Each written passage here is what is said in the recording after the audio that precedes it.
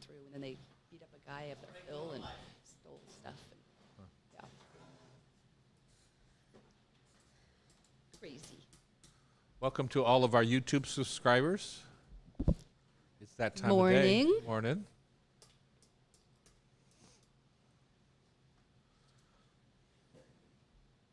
I don't know how many subscribers we have. What is it, 5 or 6? Thousands.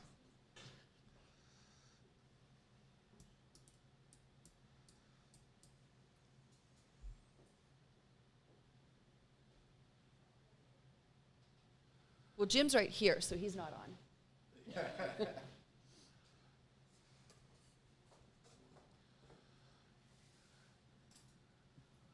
You all ready? I'm ready. Okay. It's going to be a fun one. Oh, is it now? Yeah. Wow. Is there something I don't know? No, I'm just excited about the Lotka one. Okay. Here we go. It's the Hot Stove Society radio show on Cairo Radio. Thank you all for joining us today, whether you're watching live on Cairo Radio or checking us out on our podcast or YouTube live or whatever way you take in our show. We're thankful that you're joining us. I'm Tom Douglas. I'm Loretta Douglas. And we are happy to have you. Coming to you from our beautiful kitchen studios at the Hotel Andra in downtown Seattle. It's one of the Seattle's finest hotels. And, you know, I think they're part of the Accor hotel chain. So if you want to make a reservation, you go through there and you get your points and all that kind of good stuff. So we have my sister staying upstairs this morning. She and nice of her to come down and watch our show today. I know, exactly. She and Jackie came back from their trip to Africa. They were in Entebbe, Uganda yesterday. Oh, did they see gorillas? They're in Seattle today. Wow. Yeah, they saw a lot of gorillas. So she's tired. She's not coming down to the show. Well, whatever. Anyway, so we're happy to have them home and safe. Yes. Good to be here, Loretta. I saw you and your kids last night. Yeah, I made Mom drive directly from the airport. Well, I made Dad drive Mom directly from the airport to my house last night. Yeah. Do not pass go. That's sweet. Come. Yeah, those kids are wild. Don't you have some chains you can put on them? Yeah, sometimes I wish. You know, ball and chains were invented for a reason. Yeah. Yeah, Well. and it's called grandchildren. Yeah, it's grandparent jungle gym when you guys are there. Yeah, and sometimes they have diapers on and sometimes they don't. That's all I'm saying about that. Join us for breakfast during a live recording. You can get tickets at hotstovesociety.com. You can also watch us on Tom Douglas and Company's YouTube channel. Tune in on Cairo Radio. Upcoming classes here at the Hot Stove, you know, that's what we do. We do classes for the public, so we post them on our website, 2-hour classes generally. And we have some upcoming ones, including one from Annie Elmore, the pho soup dumplings, which, delicious. I'll just say that right now, delicious. I want to have that for breakfast right now. That is on Saturday, November the 22nd, and Japanese Patisserie with Chef Rashida Rosli on Saturday, November the 29th. Good ways to kind of start the holidays and get things rolling, because, you know, the inevitable 1st of January is coming.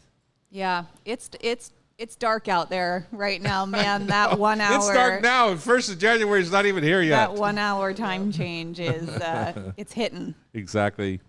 Restaurant news, Thanksgiving dinner is open here at Lola for the first time in 5 years, I think it is. 11 to 4 on Thanksgiving Day. Classic holiday flavors with Lola's signature Mediterranean flair, including olive and rosemary dressing, mashed potatoes with labna, cranberry pomegranate relish, vegetarian spanakopita, and gravy by none other than Tom Douglas. None other than Tom Douglas. If you haven't seen... Speaking of the Gravy God, if you need a real treat, you should pop into the Dahlia Bakery because we're selling the Gravy God's gravy for Thanksgiving this year. And I will tell you, the labels on them are really... They're ridiculous. There's something else. Yeah, I kept asking Amy, can I have the labels? I'm making the gravy. I'm packaging it up. It's all packaged. All I have to do is get the labels to put on. She said, oh, no, they're down at the bakery. It's like, she wanted to surprise I want to put them on before we put them in the freezer because, you know, they'll package better. Blah, blah. Oh, no, they're down at the bakery. So then the gravy missed the transfer, so I took the gravy to the bakery, and then I saw the labels for the first time. It's a picture of you. Oh, my God. It's epic. I've had 3 people ask me for T-shirts. Yeah, that's not happening. On today's show, Hot Stove Society tasting panel takes on latkes. What do you mean by that? Are we actually going to taste somebody else's? We are. 'Cause I make a pretty mean latke, you know. Well, it's kind of a mix-up between a tasting panel and a shortcut or scratch. Okay. Definitely scratch. Just We'll saying. see. Just saying. Mike Mondello's here. He's the president and CEO of Maiden Washington. He brings a dose of holiday cheer as we get things rolling in the season. I have a class coming up that you might want to think about for a Christmas present. I want to say it's the 22nd of November, Yeah. which is the rib roast class. Does that sound That's right? December, but I'll look it up. No, it's not December. That's too late in the game for December, I think. But we'll check that out. We are going to build a Friendsgiving dinner here, right here in the studio, full of flavor and togetherness. Author Cynthia Nims is coming on. She's an old friend of the show and co-writer with Terry's book, The Rover's Cookbook, and good pal of ours over many, many years. And she's coming in to unveil her new three-pack of books just in time for the holidays. It's called Essential Shellfish Collection. And Bridget's going to be here to lead a masterclass in fun-filled pasta with fall ingredients. We cozy up with soup alongside cook, author, and owner of Soup Club, Caroline Wright. And, of course, we wrap up today's show with food for thought, tasty trivia, brought to you by Rub with Love Spice Rubs. So my taste of the week is not really a taste of the week. It's an opportunity of the week. Okay. Okay? Let's hear it. And Bex, you have to write this down because people are going to have to come through you to get it. Okay. So on the 17th of November, to Monday, I'm going to do a little cook-along with, we're going to make soup. You know, there's all these people that are missing out on their SNAP benefits. Yep. And many of the food banks in town aren't able to get what they need from Food Lifeline and the Emergency Food Network, which is kind of the food bank distributors of the area. And you see lots of people jumping in many different ways. We're going to jump in on soup. I love So it. we're going to make piles and piles of soup on Monday the 17th. And I have 5 volunteer opportunities available for our radio show listeners. Ooh. Okay? And Maybe it's going to be Caroline from will want to join our guest today. since maybe she's so. the It's queen going of to be soup. from 10 to Yes. 3 on Monday the 17th out at our warehouse in Ballard. And you'll get the information from Becky when you email her if you're interested. I can only do 5. We've already got A lot of people. 10 of our team Yeah. jumping in. And so we're just going to limit it to 5 because we just don't have that much. And We have a lot of space, but we don't have, it's hard to Yeah. get more than 15 people moving in the right direction. That's a great thing to do. And is that going to benefit Pike Market Senior Center We're and going Food to do Bank? it for Pam's facility down there, the Pike Place Market Senior Center and Food Bank. Wonderful. She'll be here next week. And then we'll make them all. I don't know how many quarts we're going to end up making. My guess is a couple hundred quarts. And we'll freeze them, and then we'll take them all down, and then they can distribute them on the weekly basis That's lovely. as they need it. Yep. And it's going to be a beef barley soup. Delicious. One of your favorites.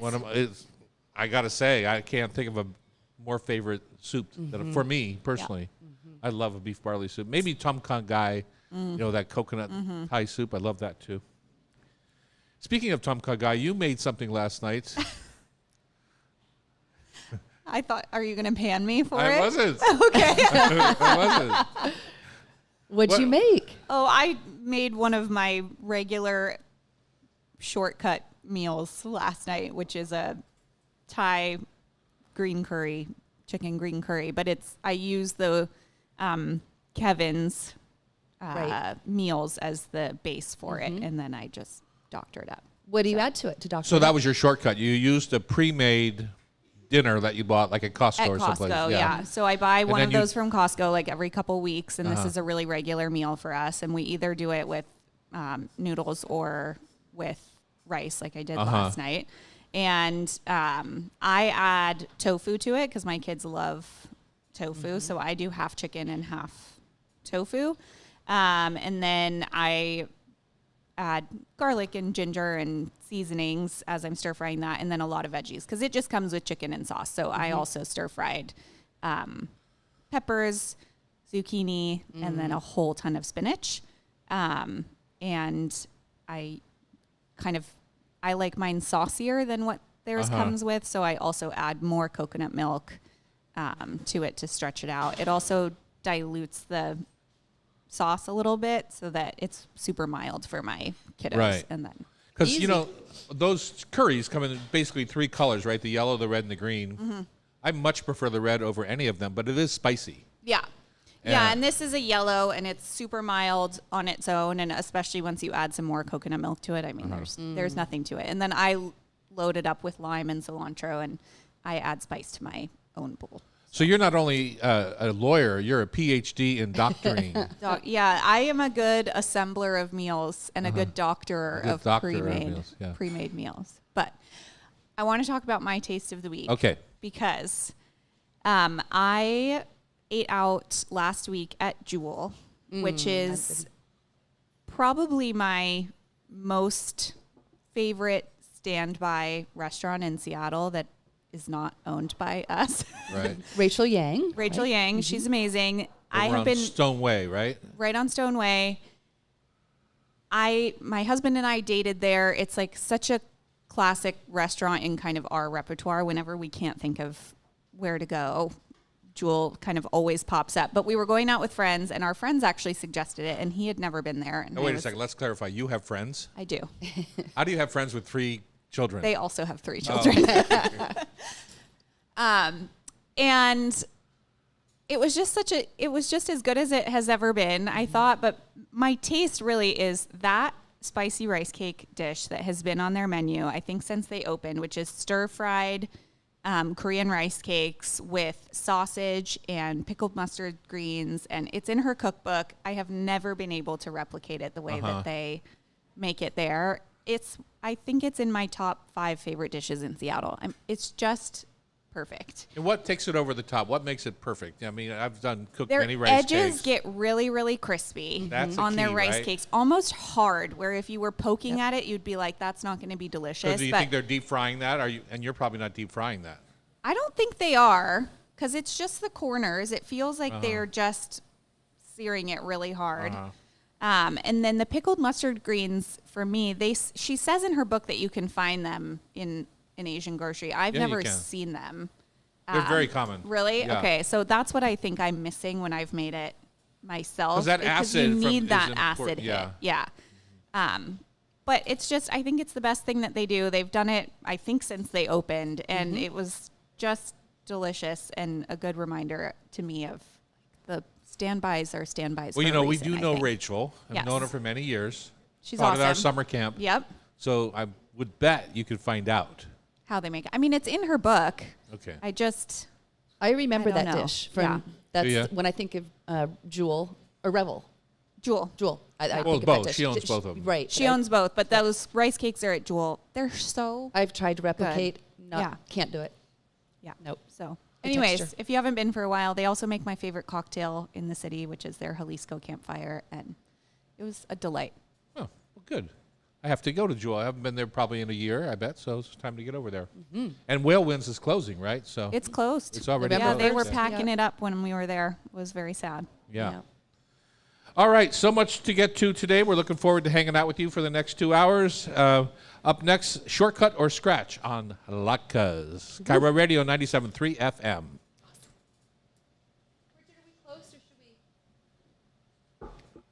I haven't even seen her yet. Hi. Hi. I told him to tell you don't pay for parking. Be a gorilla parker. You can? Did it? Okay. I think I've been looking for it for like a jar or something. No, it's not a packet. And is it I on the am. shelf Let me or see what I got. refrigerated? It was refrigerated. Okay. To take that when I went looking for it. Okay. I need to. No, I'm not Yeah. busy till 1. Oh my god, they're so good.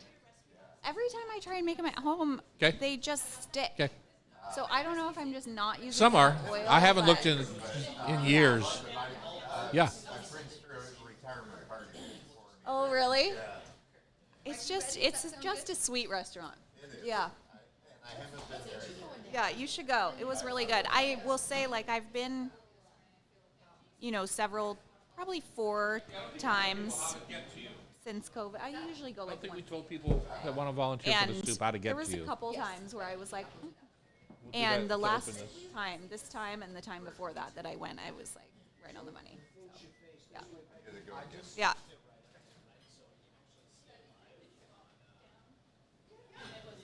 All these Goodies.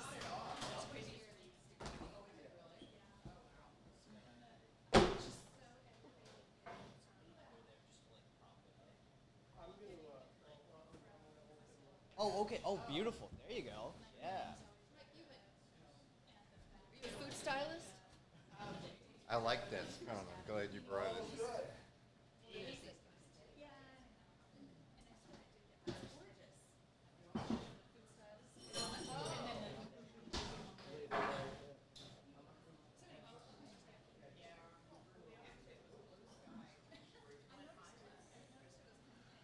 We went out. Hey, Bridget, what's our time frame?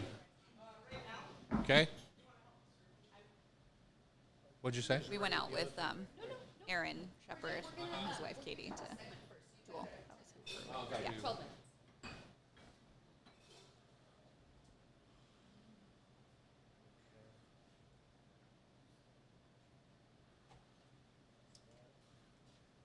So when I'm picking up things to talk, I'm showing these guys. It's gonna show up It'll be in this this camera pointing here. right at you. Yeah.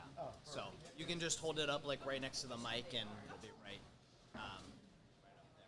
But don't show in place of describing because most people will never see.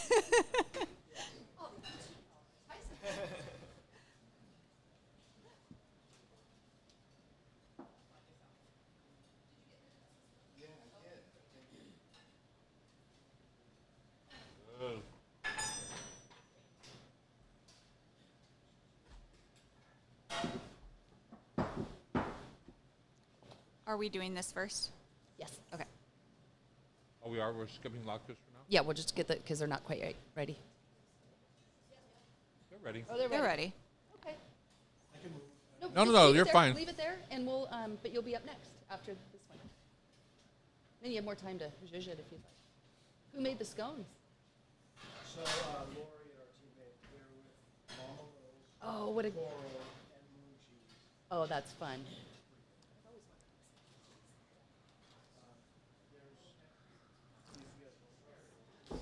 Oh, we got one. Yeah. Yes, thank you. So these are just ways to find local makers and fun at Or the holidays. Yeah. Or anytime. That's great. and to share with family and friends all around.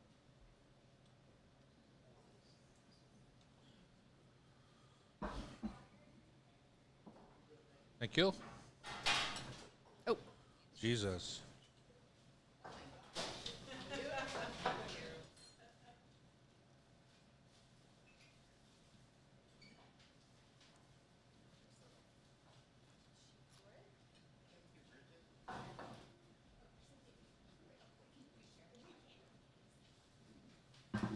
So it's counterclockwise. perfect.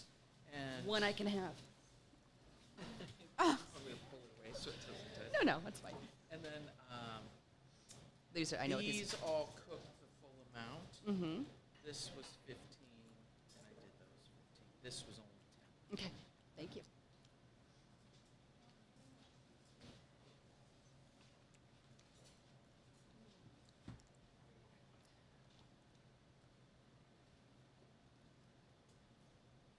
Hot.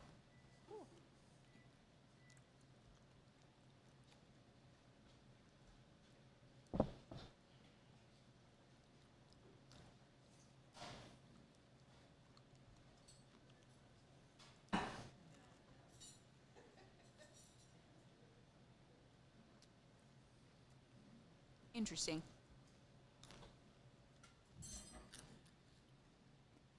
Huh.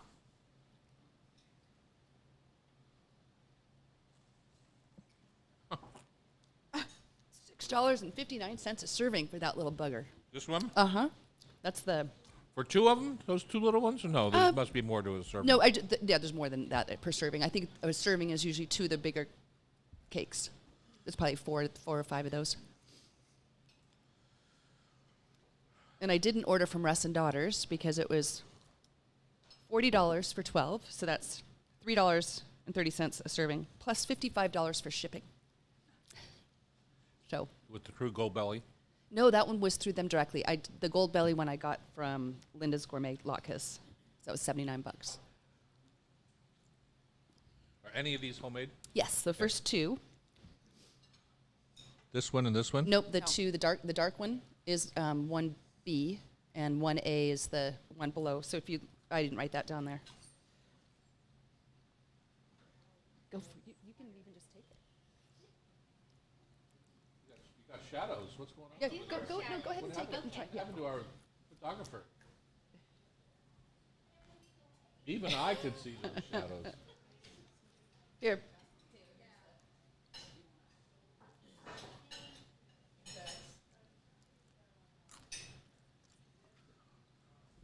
All right, we're back here in the kitchen on Cairo Radio. It's the Hot Stove Society show. We're happy to have you. We're also happy to have a big old plate of latkes sitting in front of us. Mm-hmm. Bex, tell us about what's going on here. Why do we have 6 different latkes in front of us? Well, it's coming up on latke big season for Hanukkah, which is the 14th of December. And I love potato pancakes. And I thought it would just be a fun thing to try to see if it's worth shortcut or scratch. So we've got the first 2. So go ahead. So I wanted to just see what it would be like if we made some ourselves and just pulled them right out of the freezer. Because when you're doing a latke party in the morning or any time of day, they're best when they're cooked right away. Right out of the fryer. Right out of the fryer. Yeah. Or then you can also, I read a lot about, you can put it on a sheet pan with a wire rack in the oven for 200. And that can be good for up to 3-4 hours. So that would be a good way to do it. I like to do make ahead before we have guests. So this was that. So I made 2. The first one is just the classic one out of the New York Times, potato latkes, and that is Melissa Clark's. She's got 67 5-star reviews on that one. It's delicious. It's delicious. Yeah. And the It's key- also the best looking of the bench, yeah, I think. Yeah. They all have eggs in them. I can't have eggs, so I made one without eggs. So that's 1B, and that is, I put scallions in it so it looked different. I did panko instead of flour, and chia flax seed combination. Panko is flour. It's white bread. Right, but yeah. the texture is just a little thicker. So Well, I that's thought, fine, but it's, yeah, I'm same just thing, saying it's same not thing. like it's not flour. Right. Yeah. I was just seeing what I the thought you texture were would be. suggesting it was gluten-free or... No, Oh, no. okay. Just want to try something different. And the key was I used a produce mesh bag, or you could use a milk bag or a cheesecloth, and you just tons of starch came out, tons of water. I let that sit for a little bit, drained off the water, and then put some of the potato starch back in there. So that was kind of a fun thing to do. And then the thing I liked about doing 1B is you could just freestyle it and put more different ingredients in. So I put scallions, and then I fried it in duck fat. So that just, those the flexibility you get when you make it yourself. Yeah. And so those are the first 2. And then we've got, I put them in. 2 and 3 look similar, like they're the same Yeah, manufacturer. the Trader Joe's and the golden one. Yep. And if you look at the pricing, the Trader Joe's was 92 cents a serving. The golden is $1.75. Same ingredients, except for the golden has some whole eggs in it as well. Yeah. They're more like a tater tot than they are, Yeah. in my what's- opinion. A lot of the pre-made ones are like tater tots. Yeah, and they're mushier, Yeah. right? I like the longer strands of. Yeah, you definitely lose that grated texture that you Crispy get. edge. Mm-hmm. Yeah. And then Kinneret comes from Israel. That has a lot of ingredients in it. That was $2.42 a serving. And then I ordered from Linda's Gourmet from LA, and a lot of reviews. I think Martha Stewart's talked about her before, and those were $6.59 a serving. Yeah, So they're the worst also. interesting. That's what I interesting. thought too. Yeah. I didn't like the packaging it came in. All the I extra. don't like the size they are. There's nothing about them that I like. Okay. They're like for anybody, I know you probably haven't had this, but for anybody that's had the little hash browns at Dunkin' Donuts, they come they make these little tiny Dunkin' round- Donuts has hash browns? I thought they had donuts. They have hash They browns. don't. They're too. not called Dunkin' hash browns. Wonder if they use Just a different saying, fryer. That's what those are. Okay. Huh. So what did you think about taste-wise? Taste-wise, 1 was my favorite. 1B was my second favorite. Okay. But my real favorite is in my cookbook. Oh. Yeah, thanks for that. Every classic Jewish latke has crab meat in it. Okay. I my actually looked at God. your cookbooks. I didn't look at And the then crab. it's always served with a side of bacon. Always. Yeah. That sounds delicious. Shelley, my co-author Yeah, on the book, Shelley her Lance. grandma Pearl was the base of this recipe in this book. She's very Jewish and loves the potato latke. So the one in my book, my crab cake book, which is a crab latke basically, is made from Grandma Pearl's inspiration. Awesome. And I think the key for me on latkes is that grated potato, squeezed out like you said, but lacy. You got to have enough fat in the pan. If you don't want the fat in the pan, don't have latkes. Right. Right. Move on to something else. Have steamed salmon. But if you do want a latke with that nice lacy edge, you have to have plenty of fat in the pan. And then when you put the batter into the pan, you have to kind of spread it out so that you get that thin. You don't want a big, thick, pasty latke, in my opinion. Agreed. And Loretta would know best because her mother-in-law has a latke party every year. Oh, how fun. What time of day? I'm just laughing that you took a nice Jewish food and just made it treif immediately. What does that even mean? Treif is like against all Jewish law? rule, like unkosher, basically. Yeah, exactly. Well, I was baptized Catholic. Not that Yeah. I'm a practicing Catholic. I'm just saying. So it's in our blood to be anti kosher food Great. Okay. because bacon's king. And I think there's crab's not far plenty behind. of rules in the Bible about not mixing things. I know. too. I always ate meat on Friday too. So just saying. Rebel. If you want to know my favorite bit on that is from The West Wing. You remember that part that Martin Sheen, he had the woman who was questioning him about gays in the White House or whatever that was, Yeah. because in the and Bible he went off about like, because and in the if you Bible it did says this, it's yeah, against so he went off about all the quirkiness of the Bible and all that- the things that everybody does that are technically not. yeah, that his allowed. brother, he would have to stone his brother to death because he's wearing threads from 2 different plants or something. It was just crazy stuff. Anyway, that's how I feel about trying to live by the kosher or by the Christian or by any sort of religious rules when it comes to how you eat. Because if I was in Turkey, I couldn't have a pig. And me and pigs, we're kind of brothers. So that's hence the crab latke. no, so hence I was writing a crab cake book, and I just love latkes, Yes. and so I just mixed the two, and that's what Could I came make out. this with a chia seed or a flax? How much? Hell no. Well, then I can't eat it. See you later. Well, I'll Have just steamed crab. salmon. Have steamed salmon. And then you said fat? You need about 1/4 of an inch. Oh, at least, yeah, because you want the fat to come up around the edges of the latke, get that edge, that lacy edge, nice and crisp. And what kind of fat? Favorite fat? Well, for me, it's a combo of fats. Okay. So I always do duck, bacon, and butter, or duck, bacon, and oil. I'm not sure why seed oils are getting out of fashion. I think it's honestly an Instagram issue, whereas people start these little Well, it little depends how fads. it's manufactured because they can't be harmful. whatever. I'm just saying we're all gonna die. So like a sunflower oil or something like that is fine by me too. So I was going to do avocado, but then I remembered I had bacon fat and ghee in my fridge. and Not ghee, bacon. yeah, ghee is Yeah. perfect. The clarified butter. That's what number 1 is. Yeah, ghee is perfect. So. Loretta, you've seen your mother-in-law make latkes every year. I think I am available for the first time this year Oh, for for Hanukkah. the Hanukkah party. Nice. Well, it said latke party. Yeah, but it's Hanukkah. I'm going to a latke party. Okay, we'll remove all religious connotations from the party just for you. Okay, thank you.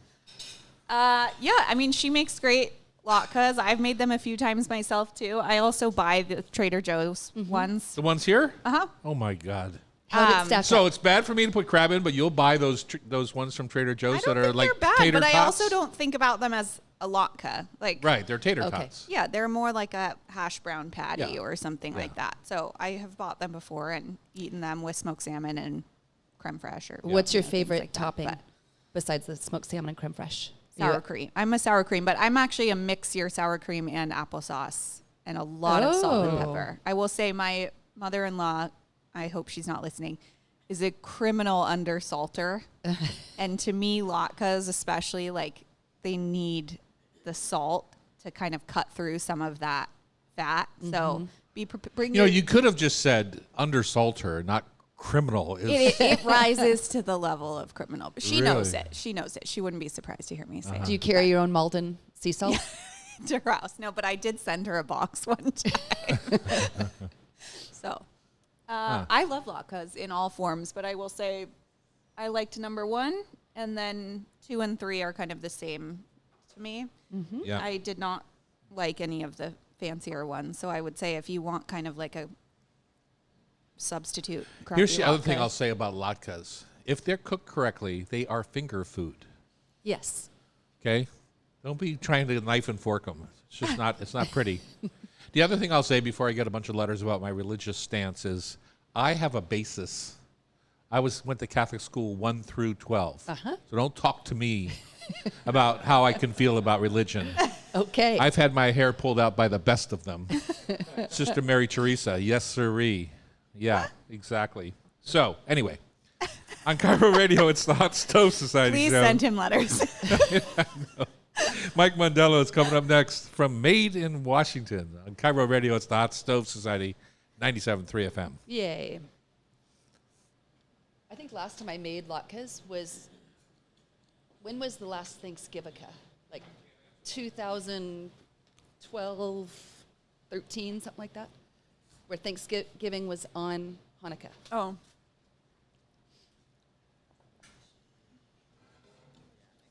It's just a fried potato product. Like, I'm just not mad at it. Closer in, we'll just get you where you feel comfortable. Yeah. Although I thought Move this guy, and then 5 I'll just was move bad. this microphone. Figured out so too. I thought 4 was kind of bad too.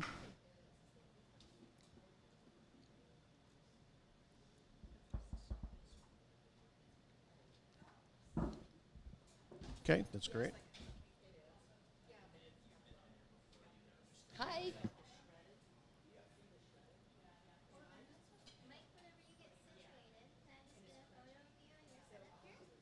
Sure.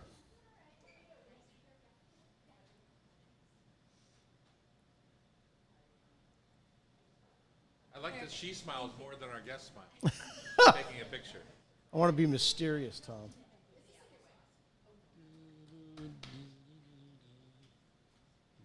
So yesterday when I was working on the show sheet, I went to Made in Washington to just see what's going on. And I was on there for a while, and I ordered, you had the Chinook, no. Copper River sockeye on sale. So I got 3 of those. Oh, God bless you. And then my friend's got a birthday coming up in New York, so I ordered a bunch of stuff for her and put the ship date for December 10th or something. Yeah, that's a big deal, that later ship. Yep. Yep. So if you're buying birthday presents, the thing my wife has spent half of our net worth on are the birthstone ornaments. Oh. So they're blown glass, 12 of them celebrating the stone of the month. Well, she's Jewish, so that wouldn't work, but Oh, they don't have to be on a tree. no. Actually, if I can just push. All right, here we go.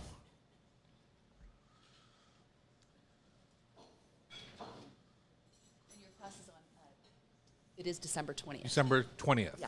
Do I have... No, me. It's me. December 20th. I want to clarify the soup thing, too, if you want to write that down where it makes sense. Yep. Maybe We'll do it during the the cook-along. Friendsgiving. Or the, yeah. Yeah. Exactly. Just write it Oh, down that's so right. we don't forget. Oh, we're doing cook-along next week. That's why because we can talk about it tomorrow, too. No, because it's 17th. Just to Yep. make sure we don't forget. And Tom, just so you know, I also went through 12 years of Catholic school. Really? Had my But you hair- just said God bless to her, so it stuck with you. it stuck with me. That's about the extent of it. Hair pulled, but also slapped a few Yeah. times. Yeah. Yeah. Threatened to have my tongue put through an ice.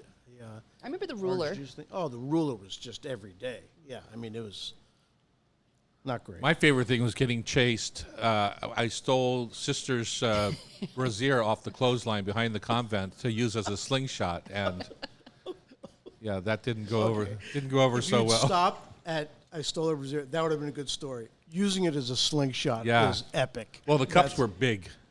I'm just saying. You Yeah, could put a boulder in there.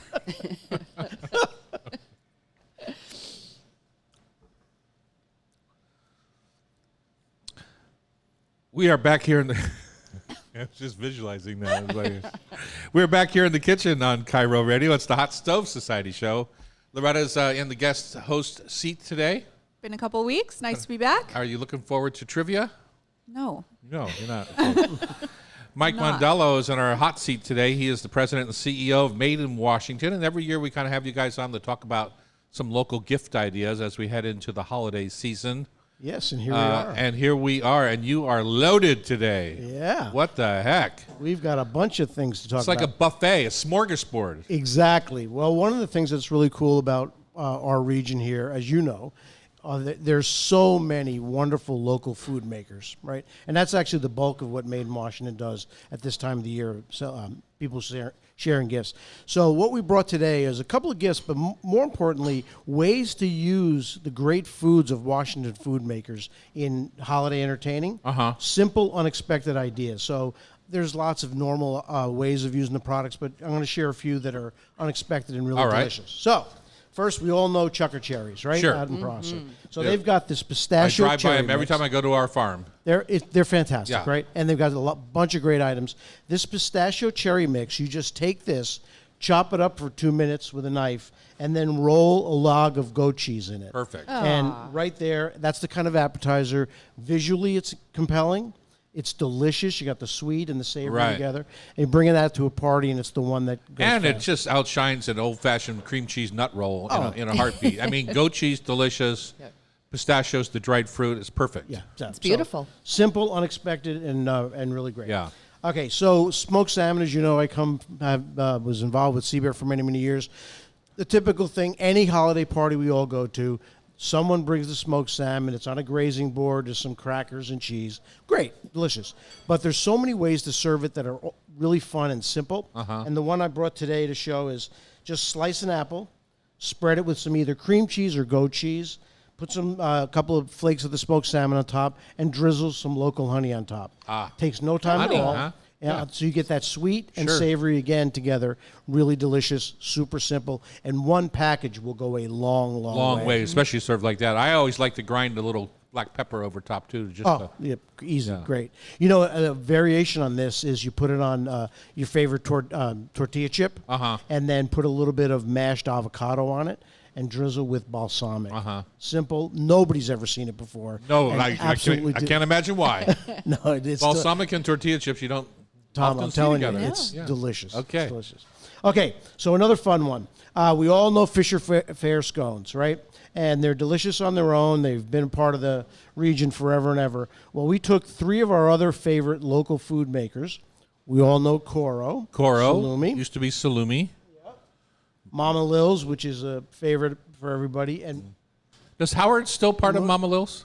I don't know the answer. Okay. I'm sorry. And then moon cheese.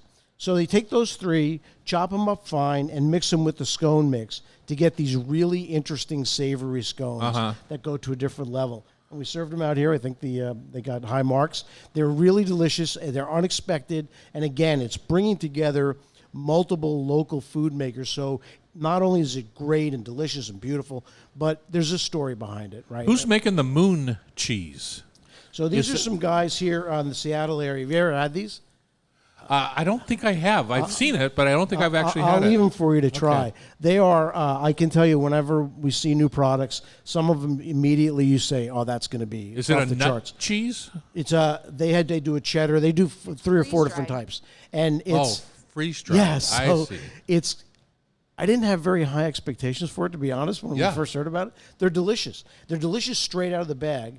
They're great in things like this. They're also amazing croutons on a salad. Oh, that's a good idea. So lots and lots of ways to use that. We all know Girl Meets Dirt right up in the islands. And I see you even have this over there, the Kari Kari. We right? love it. We call it kari kari. Oh, okay. Kari, Kari, kari Kari kari. Kari. Chili crisp, and it's my, there's a million on the market now, and I have 2 favorites. This is my high-end favorite, and then the old La Gamma, the classic original from China, is my other Oh, favorite. I've never had that. Yeah. That's it. Yeah.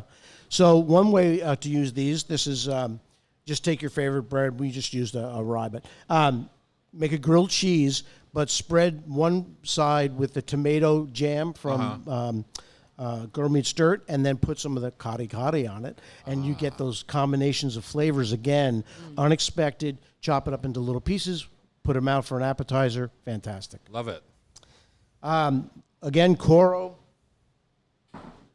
You know they serve them pre-sliced, right? I've seen this gift pack at grocery stores around the city, and I think what a good idea. It's fantastic. And Yeah. three varieties, so it's a nice mix. I took the classic, and we just put it in a little muffin pan and baked them for a little while so they get crispy, and then filled them with a feta and where is it? Wait, that company's been around. Is that the Friday Harbor one? This is the bread dip company. Yep, The feta bread and dip pink company. peppercorn. Yeah. So just put a little dollop of that in. This took no time. And again, it's one of those appetizers where people look. I mean, whenever we bring an appetizer to a party, you want to be the one that brings the appetizer that goes first, right? Right, right. Everyone's like, "Oh my God, what was that?" They're And perfect that's little what these bite things size. can do. Yeah. Right? And that also is when it's gluten-free, well, not dairy-free because that has cheese in it, but gluten-free is simple little Yes. thing that you don't expect really at a past. Usually everything's on a crostini Exactly. And if you want to make it dairy-free, don't use this. Use something Yeah, else, yeah. right? Super simple. Snack mixes, big thing at the holidays. So we took, again, Chucker, their cherry medley. The folks at Hot Cakes make this cold smoked chocolate chips. And Bobby Sue's nuts. No thinking, just the entire package of all three, mix them up, and you've got a Pacific A Northwest unique snack. blend. Yeah. Tell me about Bigfoot over here. Okay, so these are all things that you can serve as appetizers, and they're really fun. But what happens at the holidays is people love to share gift sets from the Northwest that celebrate our flavors, right? And so this is one we have probably about 20 that are themed gift sets. This And they're all one- on your website, right? They're all on the website. They're all in the stores. So this is our Sasquatch one. We found Sasquatch, and it's a combination of some foods and some hard goods. And so it never ceases to amaze me how much people love Sasquatch. And so that's a fun gift set. We have a breakfast in bed one. We have a movie night one, things like that, right? But then the most popular, particularly during the holiday season, is the Design Your Own. And so I'll show you here. This is our new Merry Christmas box. You pick the box, or you pick a tote, or you pick a white gift box, and then you tell us what you want in there, and we'll build it and pretty it up and put in things and put in a card that's special. So it's very customized. So if you said, you know what, I had these scones that are amazing. I'm going to put those 3 things in, plus another few things that I really enjoy, and maybe an ornament or whatever it is. Right. People build their own. It's by far the most popular way folks shop at Made in Washington because they love to express their own favorite flavors. And what's cool, a lot of what we do is direct to consumer, and so people are shipping all over the country, and we get to see the messages they send to the people that they're sending gifts to, and it's time and time and time again. It's things like, so sorry, Mom and Dad, you couldn't be with us for the holidays, so we wanted to share a taste of our home. Or here's some delicious foods from our area. Maybe that'll entice you to come out and see us next summer, and those kinds of things. It's very much not just sharing a delicious food that they like, but it's sharing their love of and pride in this region in which we live. And when you add that ornament, I know that's kind of a classic Christmas ornament, but still it's something after all the food's gone. It's a little reminder of somebody sent you a nice box. Absolutely. Yeah. We love that when we do things that are a combination of the two. For many years, one of the really most popular things was a blown glass bowl and then Seattle chocolate truffles. And so the bowl lasts forever, and the truffles are, a great holiday. Well, it is a glass bowl, Mike. Hate to break it to you. Well, I just Thank did you. this for a friend for Christmas, not for Christmas, but for her birthday. So I went online and I saw all the different reasons you can send people gifts, and it was really nice and personal. Yeah. And if you wanted to kind of get ahead on your gifting, but you don't want it to arrive now, is that possible? Absolutely. Shop now, ship later. Okay. So, you just, and that's become very, very popular this year. People are shopping earlier this year. Christmas started earlier. But what they're doing, a lot of them are exactly that. They're putting it all together now and saying ship the second week in December or whenever. Yep. Okay. Yeah, that's a very important deal. I did that last year with a box of food from Russ and Daughters out of Manhattan, and it got there on November 15th. They forgot the whole ship later part. People don't love that when that happens. Well, my nephew loved it. It's just it wasn't the Christmas present I was expecting to send on the 24th of December. So No, we like to have things arrive early December, first, second week, because then it beats the big rush with UPS and FedEx. but it's there. It also gives you an opportunity to fix if something goes sideways, right? If you leave a week or two, 10 days before Yes. Christmas, it gives you a chance. Absolutely. Not that anything that you guys do goes sideways. So what's your website? madeinwashington.com, and we have our stores at Pike Place, Bellevue Square, and Alderwood Mall. Well, there you go. Mike Mondello has been our guest. And Becky, I'm glad to hear that the radio show is doing its part to keep Mike in business. Yes, we and love that. Don't they sell Rub with Love too, Tom? I don't know. I didn't see it here. I thought maybe they dropped the line. So, yeah, exactly. So, but, yeah, if you want to get in on. that box. I don't see it. Where's? Oh, there it is over there. Well, there Mike you go. know what to do. If you want to go to Made in Washington and buy strictly Rub with Love gift boxes or mix and match them with something else, go to madeinwashington.com, right? Yeah. All right. Thank you, Mike. Thank you. Thanks, Mike. Can't wait to dive into that goat cheese log. Yes, That's I'm what gonna I'm picture looking at. When we come back, it's time for a Thanksgiving supper on Cairo Radio. I've never done one of these because I've always kind of hosted. So the idea of bringing one dish to a Friendsgiving is a little bit foreign to me. I wonder if they are coordinated at all. You're going to tell me that. On Cairo, it's the Hot Stove Society Show, 97.3 FM.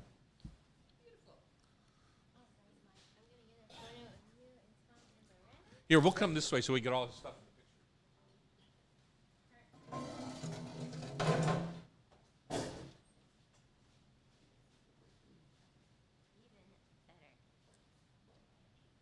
Right there. It shows Sasquatch. Perfect. Smile. Okay, let me get one more. One more time. Sorry, hold it. Look at me like that. Okay, perfect. All right, thank you. Checking out the back of my hair today. Good.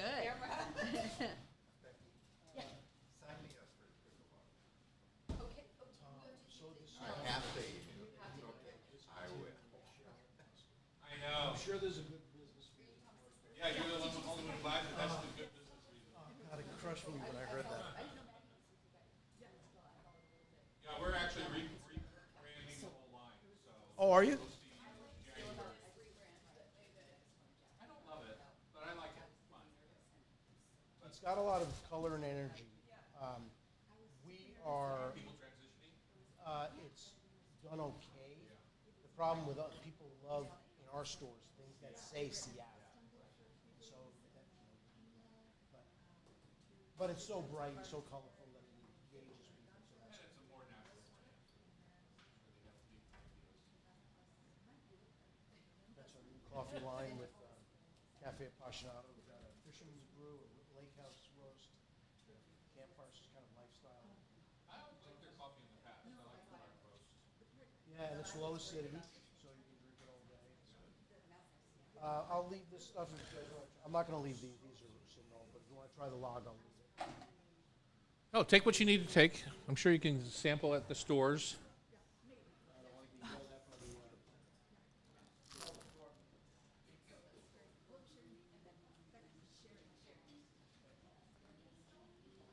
Finally got your lazy butt out of bed, huh? Did you get some sleep? Good. 2 to 8:45. So you got 6:45. Jackie went, I think, 11 to 4:30. Yeah.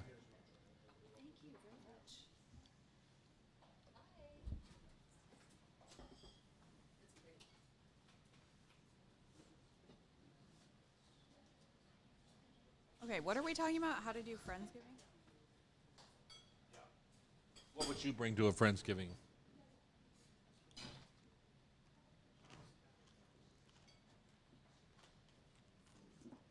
It depends on if it was like an assigned or if it was a free for all.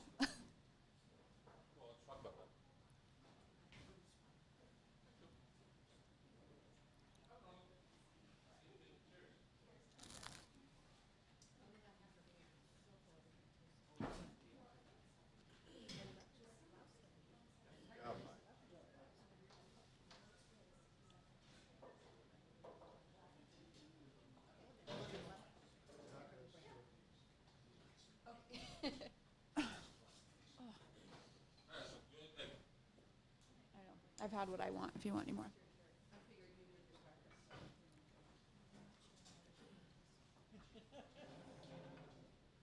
Sherry, do you want some toast and bacon?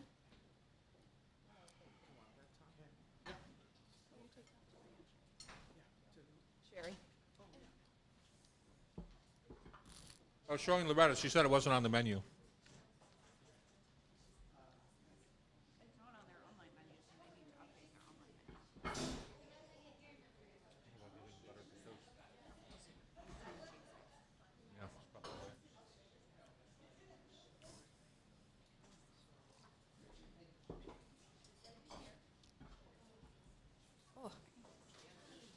How's your breakfast?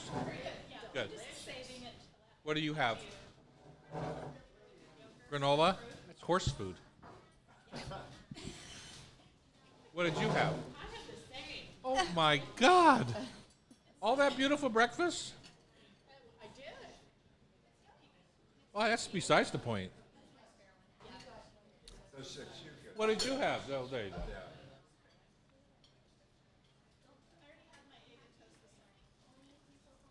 Every day? To the Constitution? How's your egg done? Oh. Yeah.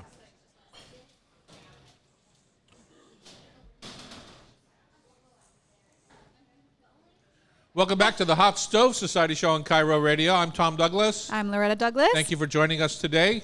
We're getting you all set up for Thanksgiving. My classes are all sold out, I'm Yes, happy they to are. say, on the 15th. So whoever's coming to those, thank you very much.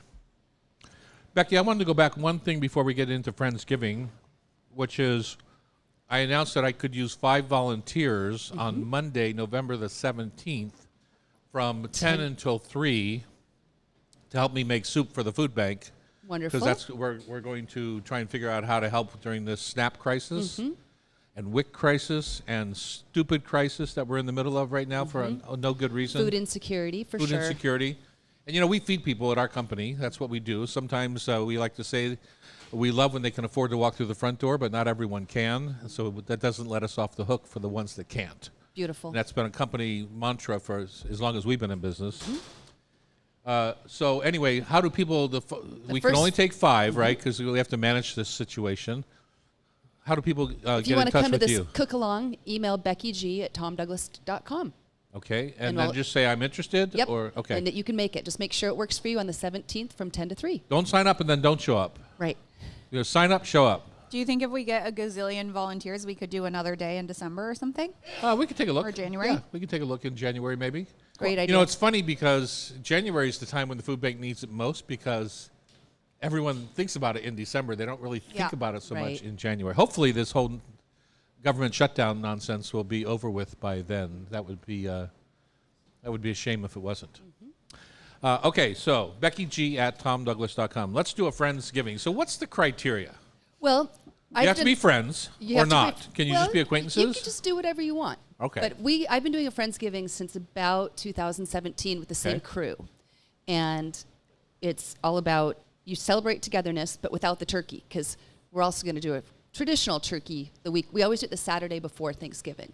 So For it's the Friendsgiving. For the It's not on Friendsgiving. Thanksgiving. Correct. But a lot of people do it for their Thanksgiving. Sure, and that's correct? wonderful too. And whatever people, so that's there, and then we like it casual. In the first couple of years, I cooked everything because it was my way of nurturing. But it takes a few days, and it was stuff that was really important to me. And then I got smart, and we now do a potluck. Right. And I love the potluck because people bring things. We curate it. Like I'll. That's the important That's part because to me, potluck, I'm out. I'm not doing it. I'm out. I want to curate it, Yes. and preferably by me. Yeah, well, yeah. You're the who's ever hosting gets Who's to ever curate hosting it. gets to Yeah. curate, So okay. I think about what kind of diets my guests have and what would kind of appeal to everybody. Uh-huh. And we've done everything from I started with Italian wedding soup and salad to last year I think I did. So you theme it too. We theme it, yes. Yeah. So I'm not sure what we're going to do. I'm going to plan it tomorrow for this week, for this Friendsgiving, but I wanted to have this conversation first. 'Kay. Because we're going to go through a menu and figure out what we want to make. And one thing I love about it is my friends love to cook, and if they kind of bring their best. And last year, a friend brought a clam chowder, clams that he had harvested yeah, himself, yep. And it was made with cashew cream instead of cream. And that you never would have known, but it was just delicious. And so I've made that ever since now. So people try something new or do something special, and then the friend that doesn't cook brings the wine. And if I was having one, I would have a dishwashing friend also. There you go. That's right. Because to me, and they don't have to do like the final load or anything like that, but You they want 'em stacked and I want to cleaned. rinsed and stacked and Yep. kind of organized so that when I do the dishes later, that makes it much simpler. That's usually my husband, so I'm good there. All right. So he's not the cook. He doesn't mind being assigned Nope. dishes. Nope. Okay. He's good at that. And what about helpers? Like, for example, I like to make gravy, Mm-hmm. but when you have 25 people in your house for a Friendsgiving, you have other responsibilities. So is it okay to assign, okay, I want you to help me with gravy? Because I'm not going to give the gravy job away. What we're probably going to do is we're going to talk. Can you say that? It's like, Yes. here's but what I want be from you. Very You- specific. And it Okay. could even be pick up Tom Douglas's gravy at Dahlia. It could be Okay, something like or that. you're in charge of getting the pies from the Dahlia Bakery Exactly. or something. Okay. Exactly. What's important, though, it's not a cook-along. We're going to talk about that next week. It's everybody brings it so we can be together. And we're right. not cooking. We're just chatting. You're not and- all sweating away in the Nope. kitchen. Nope. That's Thanksgiving. And I was interested in what you just said was that it's not necessarily a Thanksgiving meal. It Mm-hmm. could be any theme. Because that, to me, is just a dinner party. Yep. We did a Mediterranean theme last year, and I had halibut and it was all baked with just beautiful stuff, and then people brought salads and clam chowder and Loretta, dessert. have you ever gone to a Friendsgiving? I have, yeah. In college we did it every year. Oh, fun. And then, but mostly it was that I cooked for all my friends. I will never forget the year that I thought that I could just like buy a ham, and the only thing I could get in Hamilton, New York was like a deli ham, pumped full of water, and I tried to bake. It was disgusting. A mess. But no, I think the key for me is the specificity, because I don't think it's rude or that people mind being told what to do in this type of instance. So, Do you have any choice as a guest? Like, for example, at our house, you make the pies at Thanksgiving, right? Yeah. That's your thing. If I had said, Loretta, I don't want your pies this year, I want you to make green beans, would you cry? No, I mean, I'd be offended, but And I think what I usually do is I start with the protein, and I like when the host does the main dish. The host hosts the protein. Yes. Yeah. And usually the beverages too, if people cook. And then I say we want a starch, a salad, a veg, and then appetizer. so you and let dessert. people elect Yes. which one of those Yes, you want. we're So all you on the put it same- out, these are the categories that I need, and then people sign up for the one Yeah. that they want to bring. Do you literally write a menu? This is what we're having. Who's making the I do. salad? I do. I have a spreadsheet. No, that's okay. But Everyone's do you different. say what kind of You have a salad, spreadsheet? or you just Did you just sneak that in there? You have a Well, spreadsheet? I looked at it to see, because I don't know how many people came last year. And then it keeps me organized, and I just keep it Oh, change. I have a Lordy. tab for each year. Oh, Lordy. could never be me? I know. Exactly. And it's just easy. It makes the invitation I super. know. We just My text. sister Sherry's sitting behind you. She's a She's- spreadsheet queen. Nice. Yeah. Nice. So So it's not the exact salad; it's just a salad. It's a So salad. you're It's- leaving room for it could be interpretation. kale. Well, it could has to but be we come, exact we if come up you're with a theme. curating a menu. We come up with a theme, but then it's going to be Italian. So then someone would, and I'm making this protein. So then So someone it's not would, time for a wedge with blue cheese. correct. Well, if that's what they wanted to bring, I would let them. Oh, now you're killing me. Because if I don't want to be in control. I We don't wanna tried be to too do controlling. potluck Thanksgiving What do you mean one you don't want to time. control? You wrote a spreadsheet. Well, no, that's for my own. That keeps track of what I've done over the years. But I don't. Do you remember the time we tried to do potluck Thanksgiving dinner, and my lovely cousin said he was bringing truffle mac and cheese, and my mother has never opened it up for potluck again? I love it. I love it. Well, so Yeah. if we were to go this style, if we start with a protein, I was kind of thinking maybe a short rib. It's also, other qualification is I want it to be done so when my guests are there, I'm having fun. Short rib is simple, braised. Mm-hmm. Anyone could do that, but you're the host, so you're making the short rib. What do you want to serve it? What's our ethnicity of our party? Well, what would that be? Because with a beef, you're kind of can go anywhere you want. You only have 2 minutes though. I mean, literally with a beef, you could go Indian, you could go Arabic, you could Ooh, go. yeah. You I think Korean would be really fun. Korean With a would be braised, really like fun. a Korean gochujang braised short rib. Okay. And then what would you do? I don't want to do mashed potatoes. Rice Rice cakes. cakes. Rice cakes. Okay. Keep going. What about salad or veg? Some kind of carrot, sesame, I would start. cucumber salad, I think. Yeah, for but I me. would start with a kimchi pancake. and do that. Or And seafood pancake. You could do both As an with appetizer. seafood, a kimchi seafood pancake and a plain one for people that don't eat crab, like my wife. Oh, everyone, we love crab. Yeah. We're crabby. Okay, she's not invited then. Okay. And then We've never been invited anyways, Dad. That's true. this is my same crew from. Let's do an enemy Thanksgiving. yeah. We'll do a radio show. Enemy giving. Giving. And then what about dessert? If we're going Korean. Korean, I would say something with mango and black rice. Ooh, sticky. Red rice. It sounds Thai, but I think that's Or they kinda could stop at Rachel Pan-Asian. Yang's cake shop. Perfect. At whose? Rachel Yang has a cake shop. Oh, does she? And makes gorgeous kind of Korean-inspired layer cakes. They'd be perfect Huh. if you wanted to Must have been a assign little- them to buy. Passion project for her, huh? We're gonna have to have her on to talk about those. Well, it's cakes, gotta be those mango. cakes. Mango. Okay. Yeah. I mean, that's the number one fruit in the world, isn't it? I don't And know. I gotta Asia research. drives it. Oh, yeah. Okay. Mango's the number one. I would have thought it was consumed fruit. banana. I don't think so. Okay. Look it up. I will. I'm going to ask you on It'll be trivia. on Be a trivia question. That's why I know, is because it's been in trivia. It's probably something Jim wrote in there. Right. Yeah, paper cake. Nico, how's our time? We have 1 minute. What Okay. about beverages? If we're going Korean, what kind of Soju. Somebody has soju? to make like a soju Oh, cocktail. people are going to get ripped on that. Because you don't realize alcohol when you're content? drinking it. Yeah. Because it's a little bit sweet. And But I think if you made a mixed cocktail with it, Yeah. I think that's more reasonable you know, than straight that up you shots. batch it out rather than just Mm-hmm. letting people Yeah. drink soju. Yeah. Okay. And I'll go on my annual rant. This is not the time to raid your cellar for the best bottles, even though all your buddies are coming over and you want to impress Why not? them. There's too much going on. There's too many other flavors, like a million flavors. So this is the time to bring out big magnums of Beaujolais and white wine of some Drinkable. sort. The Sancerre, very drinkable, very shareable. Okay. Not important to have nuance of vintage or things of that Okay. sort. So Save that for the Rebelita party. yeah, or save that just for any sort of more private, more Focused. focused. Yeah, I think that's the right word. Focused meal. Great Where you point. can focus on the wine and its qualities. Maybe put two different vintages together and same winery, two different vineyards. You know, it's fun to kind of play around with the wine. Love it. Up next, author Cynthia Nims is here with her Essential Shellfish collection. I feel like I've seen these books before, Cynthia, and I'm happy to see them again on Cairo Radio. It's the Hot Stove Society Show, 97.3 FM. Oh, perfect. Thank you. It's freeze-dried cow cheese. Those would be great croutons. You've had them?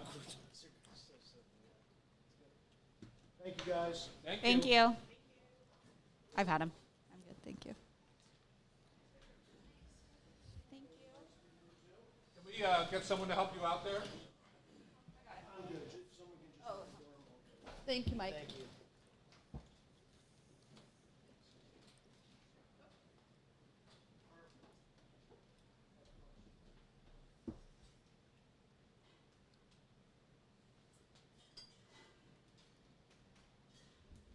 This is breakfast. Ooh, beautiful. Oh, okay.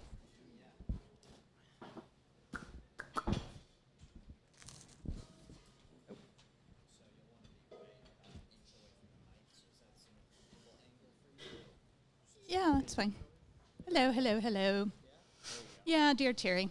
I posted something about him last. I mean, it was 2 years ago. You know, last week or the week before, right before Halloween. Yeah, I When- don't post about the death date. I Yeah, only do birth dates. I just remembered him with a recipe from the book and stuff, and I shared that picture. Beck's got them online. The Dungeness crab with the pomegranate dressing. They're not. I think that one's just. Yeah, there's a different color cover. Oh, it was that's interesting. Huh. I saw Kathy that day. One printing, right, of this? What day? Was Yeah, as far as I know. it Halloween or the day before? I think it's the day before. Yeah, I saw her that day. Oh, you have. Oh, yeah. Yeah. I sent her a note. Yeah. Yeah. I ran into her. It was Yeah, yeah. by- For sure, for sure. Yeah.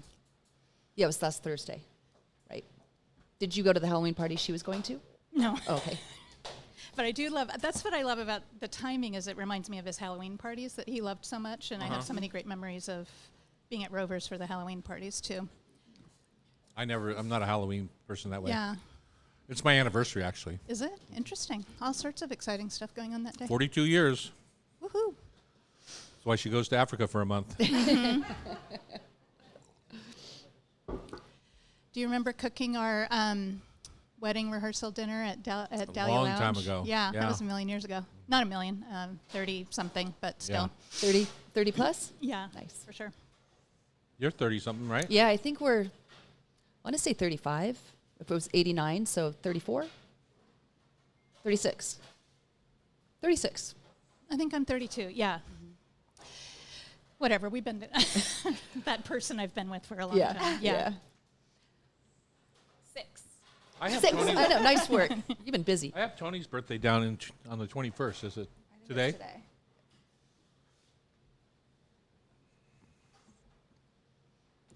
A lot of October babies. What was going on in June? May Everybody and starts June. trying in the new year. But it's May and June, right? What? When is 9 months. procreation for an October baby? January, February. January? Yeah, well, there you go. It's your New Year's resolution. I guess. That's why it's like September and October are the most common. Oh, interesting. Did not know that. Trivia. It won't be on trivia. It's cold in January, you're home, you know. All right, here we go, Cynthia. This is very exciting. Do you have extra printings available so in case things our Just audience blow up. Just Yeah. blow up. Yeah. Yeah. I'm sure the publisher's ready to just go print some more. Sure. All right, here we are in the kitchens with Cynthia Nims at the beautiful Hotel Andra, the Hot Stove Society Kitchen Studios. Cynthia, welcome back. Thank you, I haven't Tom. seen It's great you. to be here. You were here, gave a nice little chat during Terry's birthday celebration where we raised some money for IPF. Absolutely. It was great. And Thank that you was for nice doing of that. you to do that. I didn't realize this was coming out. What do you have in front of us? A very handsome box set. Yeah, it's pretty fun. This is a box set of my last 3 cookbooks, which were all about shellfish. Oysters came out almost 10 years ago, Right. and it's still in print, which is great.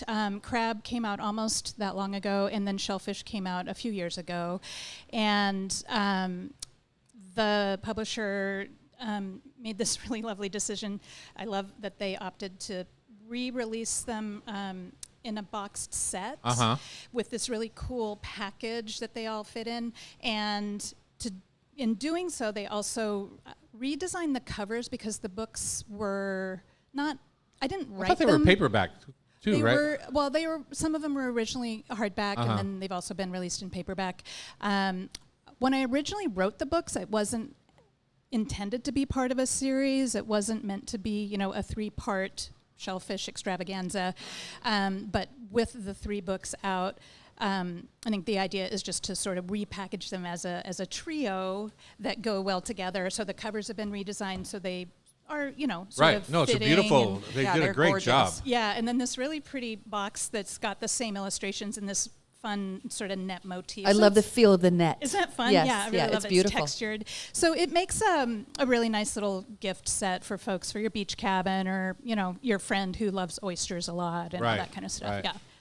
So let's talk about it. So tell me some of your favorite recipes Sure. that have become hits over the years out of these books. Yeah, well, Because I still go back to my book for certain things, like absolutely. triple berry crisp or something like that. I Yeah. still go back to my book for. Yeah. Just because I can never remember the damn recipe. But I love that recipe, right? Yeah, So absolutely. Yeah, well, it's so hard to have a favorite recipe, but I do love in the crab book, one of the recipes that I came up with for the crab book that I have made jillions of times in taught in classes. That's a lot of times. It's a lot of times. Is it's a roasted crab, and I think one of the things I really loved about the cookbooks and coming up with all these different recipes is coming up with variety, because I think so often with shellfish, which is great, and we all appreciate the fact that you don't need to do much, so you Right. can just steam the crab, you can grill the oysters, Dip it in butter, pop it in your mouth. yeah, Done. And I think that's awesome, and I think that's often what we want to do, and it's really great Right. seafood. But so in coming up with these recipes, I wanted to explore different techniques and help people understand the versatility of shellfish and that there's a lot more to do with them if you want a little variety. So this particular crab recipe takes pieces of crab, like you sort of portion it out in the shell, throw it in a baking dish with fresh rosemary sprigs, sliced lemon, some crushed garlic, scatter some chili flakes on, and pop it in a really, really hot No oven. fat at all? Oh, a little bit of olive oil Little just to bit of coat, olive, okay. yeah. And then in a really hot oven, and you're basically reheating, you're heating the crab, and that heat is going to toast those shells a little bit too, so you're also embellishing the flavor a teeny bit. And then you've got this aroma from the onion, lemon and rosemary. And it's just so delicious. It smells good, it's beautiful, it takes almost no work, and it's a really great thing to cook And you share for honestly, you friends. get a little flavor of that roasted shell when you're kind of licking the. You know how when you're Absolutely. eating crab out of the shell, you're licking the shell all the time, right? Yeah. Me growing up on the East Coast, you either got your crabs in a bushel with Old Bay seasoning, or you got a crab cake. You know, so it's not a lot. Right. Crab Imperial, maybe, right? Yeah, remember, right, Remember exactly. Crab Imperial? Vaguely, it's very creamy and Yeah, rich, if I yeah. remember.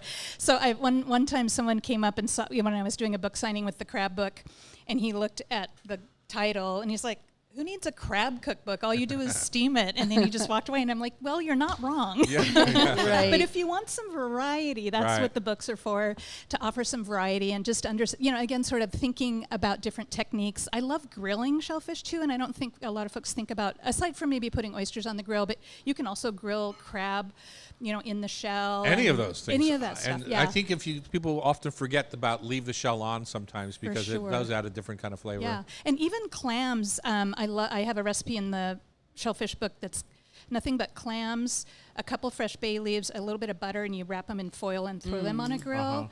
And so you've got this highly. How do you keep the liquor? Well, you have folded up the Oh, the foil foil, I pouch. see what you're Yeah, saying, and yeah. then the idea is that when you eat it, then you're just folding down the edges, and you still have all that yummy juice. And it's just bay leaf butter and clams, and that's super duper delicious. Yeah. So I like, again, just a few options, some options beyond just the normal stuff we usually do. You know, my favorite part about oysters, which is I think your bestseller of these three, is shucking them. Because I'm not the biggest oyster person. If I'm going to eat an oyster, I tend to like them roasted with more stuff on them than should be. Yeah. And, horseradish and breadcrumbs and Yeah. bacon and Yeah, yeah. all sorts of butter and deliciousness. What's your favorite way to eat a cooked oyster? My very favorite is pan fried. Pan fried. Yeah. I love how simple it is too. You can certainly do the triple dip if you really want to, which would be like starting with milk and then starting with flour, and then going into like a milk Egg or eggy wash, kind of thing, yeah. and then another crumb, and you get a little more crust. But I am super happy with just the oysters and some breadcrumbs. Coat them, let them sit for a little bit because the breadcrumbs are going to soften, and then sort of coat them again, and then just throw them in a pan and have some tartar sauce on the side. And I am one very, very happy gal. My favorite of that variety is I just took flour with herb de Provence. You know, you always end up with those little pretty little clay jars of herb de Provence, and you never know what to do with it. Yeah. That's a good thing. Flour, herb de Provence, dredge Nice. the oysters, pan fry and butter. Super cool. Done. Yeah. No, I love that idea. I will do that. I have some of that sort of herb de Provence. Is it within the century? Yeah, no, I love that. Because nobody idea. wants to throw away the jar, right? Right. Yeah. Right. And I think that's. I love that. That is such a great point because these are all sort of starter point recipes, and I love just that simple riff. I think all of these recipes should be tweaked, adapted, amended to suit tastes, and I think that's what this is really all about. I think especially with the shellfish book, which covers 7 different varieties of shellfish, my goal there was try different shellfish. Maybe you already know you like scallops, but you've never cooked a clam.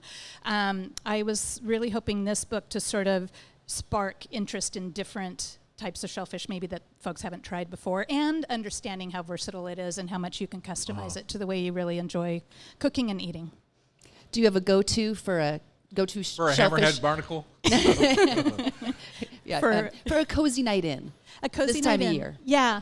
In my fridge right now is some shrimp that are thawing.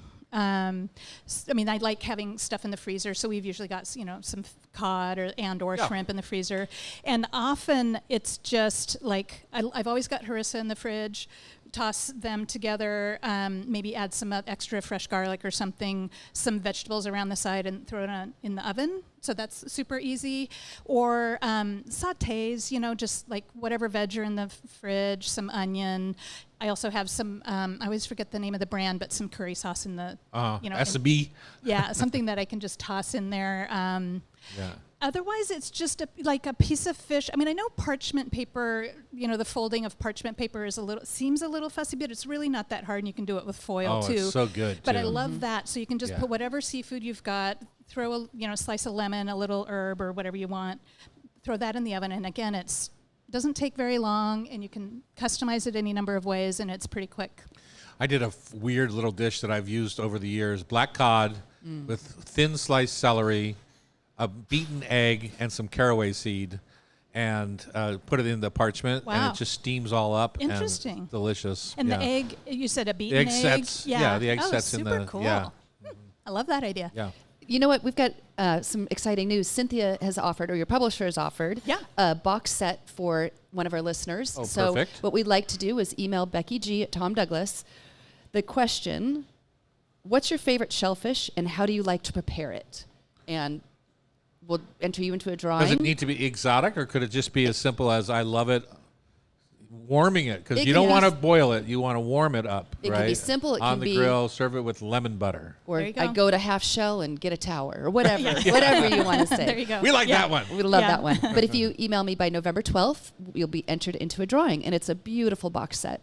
And another little plug is you're going to be at the Book Larder Yeah. on Thanksgiving weekend, the 20th. Yeah, the Saturday of Thanksgiving weekend. I think that's the 29th, November 29th. Black Friday, No, Saturday. Black Saturday, It's small business. Gray Saturday. Small business Saturday. It's Small Business Saturday. Small business And Saturday. your book's not coming out till the December 2nd, but So they're it's a going to little be bit of a preview. they're- Yeah. you could Yeah. get them signed that day. Yeah, Can yeah. you pick So them I'll- up that day too? I'll be there. Yeah, I believe so. Awesome. I'll be there from 2 to 3 Luck in on the the system. 29th. Yeah. Super fun, huh? What are you bringing for us to taste? Are you bringing king crab legs? I wish I could. Next time I will bring you something, I promise. I mean, at the Book Larder. Oh, with the Book Larder? No, I don't think there's going to be any snacks that day. Sorry. Maybe I should come shuck oysters while You you. could. Yeah, there you go. Or That would be bring crab latke. Oh, yeah. There Yeah. you go. Your famous crab latke. My famous crab latke. Absolutely. There is a fun. Loretta gives me that look like you have offended so many people. There is a really one It's of my more that you're calling it famous. It's more than what? You're calling it famous. Oh, yeah, exactly. It is famous. We just made it famous today Perfect. with our millions of listeners. Well, I was going to say one nice little quickie thing in there is a smoked oyster dip that's just really like your classic oyster or classic dip, and just using smoked oysters and a little bit of green onion and lemon, and so. So there that's are what you some do with little those snacky oysters things. in the tin oysters in the non-refrigerated aisle The of smoked, the store. Yeah. It's kind of funny. When I was a little kid, I loved the really average grocery store smoked oysters, and now that I've had King Oscar or something like that. something like that. But now that I've had like the Akone and the Hama Hama smoked oysters, I'm like, now I'm spoiled. Now I just Yeah. like Yeah, there's the- no going back. Yeah, there's no going back. I do love that tin dial though. I mean, there's a lot of delicious stuff in those. We used to smoke our own oysters, and that's the last time I had one, honestly, because Yeah. I don't like them enough to buy the canned ones. Yeah. Yeah. Oh, you don't? Yeah. No, I do love them. I will gladly have a can of Akone oysters. You know what's the worst is when you put these brined oysters on a rack, put them in the smoker, and let them get all done, then having to clean the rack of all that oyster mookies afterwards. Just saying. Just saying. All right. Probably never had to do that because you're precious. I don't know about that, but I do have I'm a a smoked kitchen oyster. man. I do have a smoked oyster recipe in the Oh, do you? From oyster scratch? book. Yeah, yeah. Oh, perfect. Yep. What's your go-to smoker brand? Oh, I'm a Weber kettle Oh, girl, okay. so Yeah. I just adapt my regular Weber kettle. Yeah, perfect. Yep. So much fun. Look out for Cynthia Nim's new 3-pack of books and a gift set. It's well worth the ability to buy all 3 in that box. don't Yeah, you think? totally. Super fun. Gorgeous gift too. Or what? Gorgeous gift? Yeah. Yeah. All right. We're going to fill some pasta when we come back with Chef Bridget Charters of all the fall classic vegetables. On Cairo Radio, it's the Hot Stove Society Show 97.3 FM.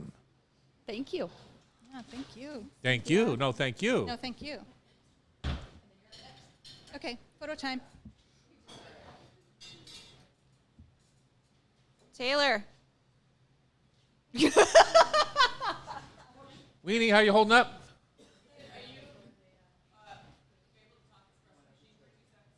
I am.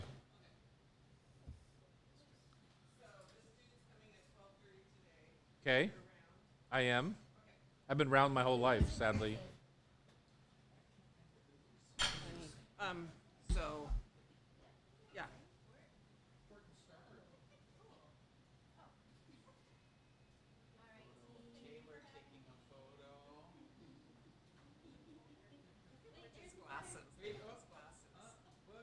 Hey, take your time. We got all day.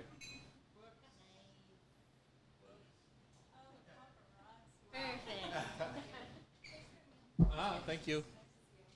So do you want me to go over there 12:30? Sure. Okay. Will you text me? Yeah. Are you going to go with?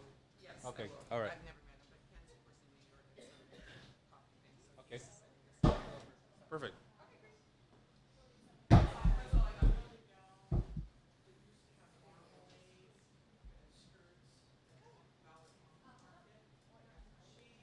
You lost Sherry? She was too bored? What's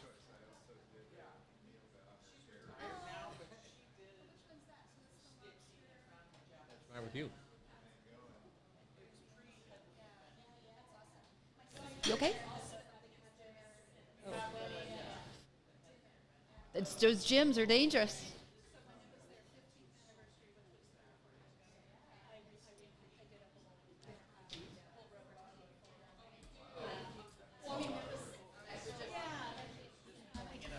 We got all day, Bridget. Take your time.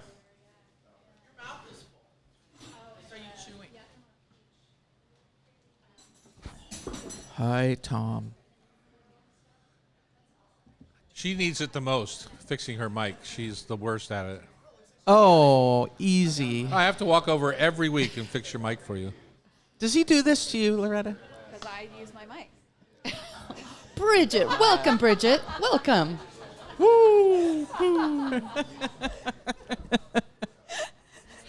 That wasn't helpful, Loretta. Does he pick on you, what I was referring to? Yes. I don't, because she uses her mic. No, But she you like pick on me about plenty of other stuff. Like what? Name one thing. Things I cook, trashy things that you don't agree with, my air fryer. Well, there's that. the way you parent your children. Yeah, that they're wild. Wild isn't And the naked. Wild isn't the Wild word. and naked. That isn't a strong enough word. You're not opinionated at all. My favorite is when they run at me from 10 feet away with their knee right to the groin. It's like, boosh! Well, and if you're standing, it's Yeah. it's not good. All right, here we go. We're suffering through another segment here at the Hot Stove Society show on Cairo. It's Tom Douglas and Bridget Charters Hi, has Tom. jumped into the hot seat. You'll Hi, Loretta. recognize her voice Hello, from Bridget. being in the guest host chair often. Bex, Loretta, Bridget, let's make some pasta. Yeah. Absolutely. We have a fun class coming up, and we do a pasta 101 and we do a pasta by hand. The 101 class, we teach folks how to work the KitchenAid pasta rollers, how to make pasta dough just in the mixer and then send it through the rollers, sheets of lasagna, ravioli sheets for making ravioli or agnolotti or any of those, and then also sheets to hand cut pappardelle or tagliatelle. Tagliarine is the Piemontese dialect word for the. So is there a difference then? Because I don't think there is personally, but do you think there's a difference in where you want your pasta to be when you're getting ready to make ravioli? Yes. So do you want it to be a little bit more moist when you make ravioli? Yes, because you don't want it.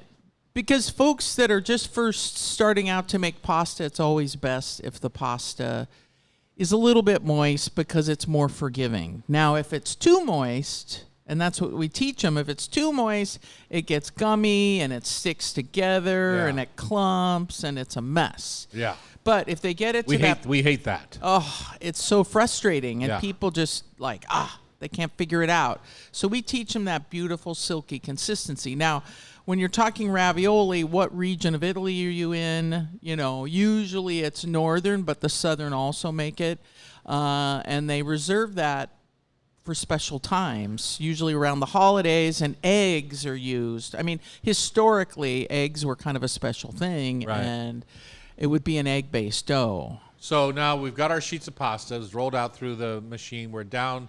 In my mind, when I'm making ravioli, I don't roll the pasta quite as thin as I might for Pappardelle or thin- something. Well, for pappardelle, I tend to leave a little thicker too, but any sort of the capellini, any sort of the really fine angel hair Like the style. tagliatelle, the tagliarine. But with ravioli, I tend to leave it one notch up. You can go all the way from 1 to 8 or. So you like them more toothsome, a little more of a bite. Got it. Got and it. then I also like when I have my sheet of pasta down, I like to spray it maybe with a little bit of mist of water. Oh, so that's that a great idea. becomes really That's a great sticky. idea. Yeah, so that you've got something to work with and it's not going to dry out on you. Right. I teach folks to work with either a slightly dampened towel or some plastic wrap just to hold your pasta while you're futzing with those sheets. Yeah, it takes and- forever. yeah, I mean, Your first few times, anyway. exactly. Until you get your rhythm going, it's one of those things. And then the other key component is that filling always needs to be the same consistency, no matter what it is. And I always think of Martha over at Palace. There she was, and I'd always, if I walked by, I'd always like look over and, When she's making the pleen. she made the pleen, and it was 25 always years she made the Yeah. pleen. yeah, it was always the exact same consistency so that when you bite into it, you get this nice, moist bite, but it's not so wet that it liquefies in the pasta pocket there. You don't want it, And I think what's important about that is that it doesn't. If you're making a fonduta filling where you want it to get soft and creamy, that's one thing. But a regular ravioli filling or a pleen filling, generally you want it to be still a little bit have a tooth, even when it's cooked, right? You don't want it Correct. to have so much fat that it just melts away inside the pasta. Yeah, or like too much, if you're like the fonduta you mentioned, cheese is added, so that cheese is going to hold its shape. Even when you dive into it, you're going to get a little bit of run, but it's not liquid. Yeah. Conversely, I've seen folks make like a mushroom ravioli, and they leave the mushroom like in a julienne cut. And then you get these weird, pasta that when doesn't you cut fit in into the 'em- shape. Yeah. well, yeah, you cut into them, and it's just air. I mean, there's a few pieces of mushroom. Yeah. I've had them at restaurants, and it's like, that's weird. Okay, so go ahead. Oh, how do you test your filling to know that it's good enough before you put forth all the effort to make it go together? And do you have to oversalt it, or is there? Well, You cook it. You cook it. but all the time the pasta filling is cooked already, so you just eat it. Oh, right. So you're miss no egg. So you would need to use something that could act as a binder in that filling. So say you're going to make a squash filling. We got all this squash left over from the holidays, from Halloween. I drove by this house last night. I kid you not, they had at least 40 pumpkins Oh, my. arranged around in their yard. And I'm like, what are they going to do with those? Well, those know? aren't eating pumpkins generally. Well, they had a mix of stuff. Yeah. All those fun Okay. squashes are great. Anyway, you need to bind it with something, Becky. So maybe an aquafaba or a flax, ground flax chia. seed. Or Yeah, chia. absolutely. Cheese and breadcrumbs. Sure. That It does just okay. it has to be bound because certain items liquefy, and so then you either need to just cook it in a saute pan, or in the case of what the Italians do, like if you're doing a ricotta, spinach, kale, what have you, greens filling, you could just poach it in some pasta water. Oh, there you go. Because there's egg in there, there's ricotta in there, and it's what the Italians call nudie. Nudie. I love nudie. Nudie means naked. Can I say that on the radio? Of course you can. because there's no. It's just the filling. Nudie's just the filling. There's no pasta. That should be the case for all your fillings. Like Okay. if we were going to make a mushroom one, I'd do. The one misnomer, it is rolled in semolina. Nudie is rolled, the filling is rolled in semolina. Not necessarily. Everyone I've ever had, including my favorite in the world at Babbo in Manhattan, all rolled Oh, in, Becky's writing something down. all rolled in Trivia semolina. thoughts. Becky's writing something down. No, well, I beg to differ, but that's another day. No, I'm not trying to be saying you're wrong. I'm just trying to say that all the ones I've had.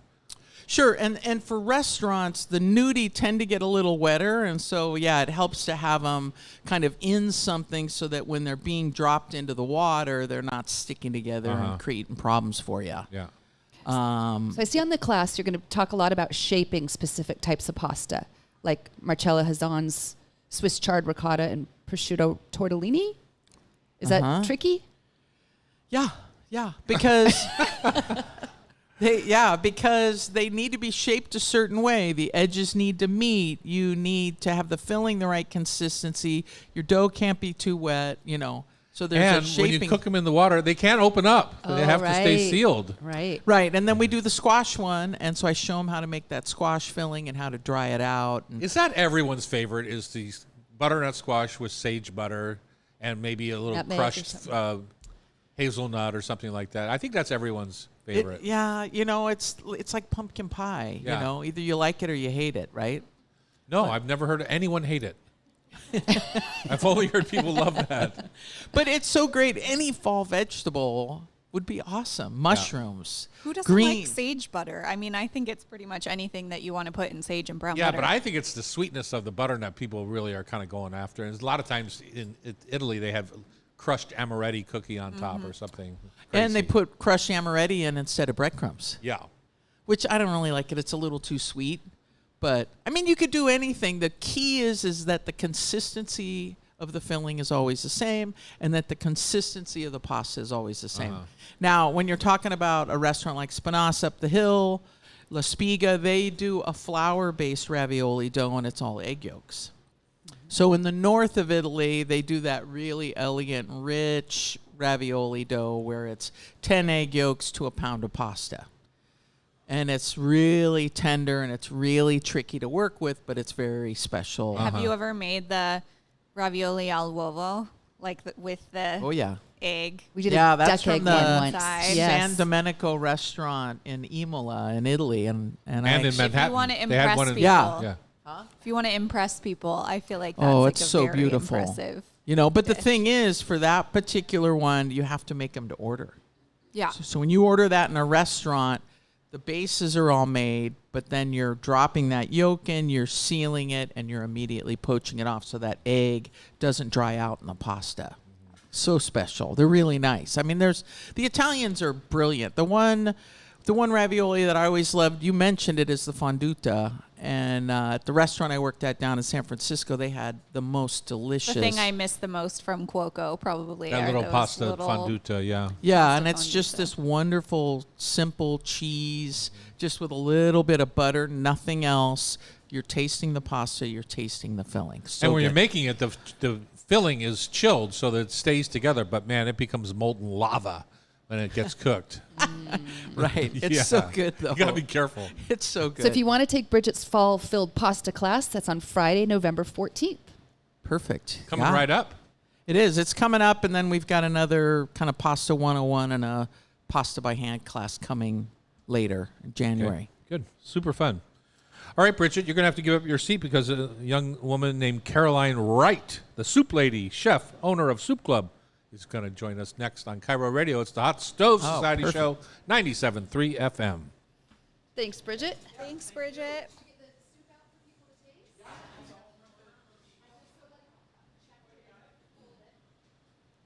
Come on up, Caroline.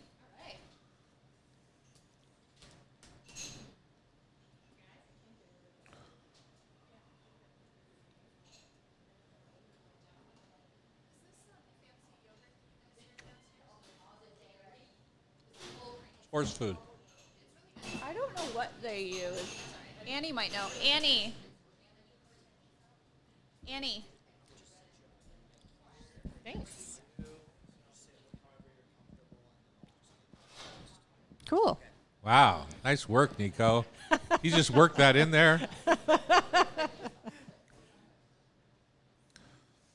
How old are your kids? Wild ones too. So. 4.5, and I have 2-year-old twins. Oh my goodness. How about you?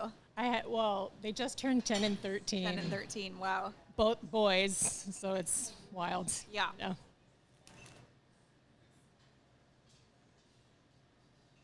Having been a young boy, I feel for you. It's okay. It's a fun house, and with a 13-year-old who's 6 feet tall already, it's crazy. He just eats nonstop, so that's fun. Soup. Betty loves soup. Oh yeah, actually both my kids love soup. which I think is pretty cool considering it's vegan and everything. Like, you know, they're getting their vegetables. Yeah. One of my 3 children eats vegetables. I hear that. Yeah. I hear that. Is it a texture thing or a...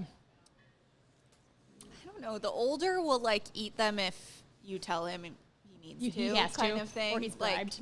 yeah, like you know, we have just a you have to try everything on your plate rule. So he'll have his bite.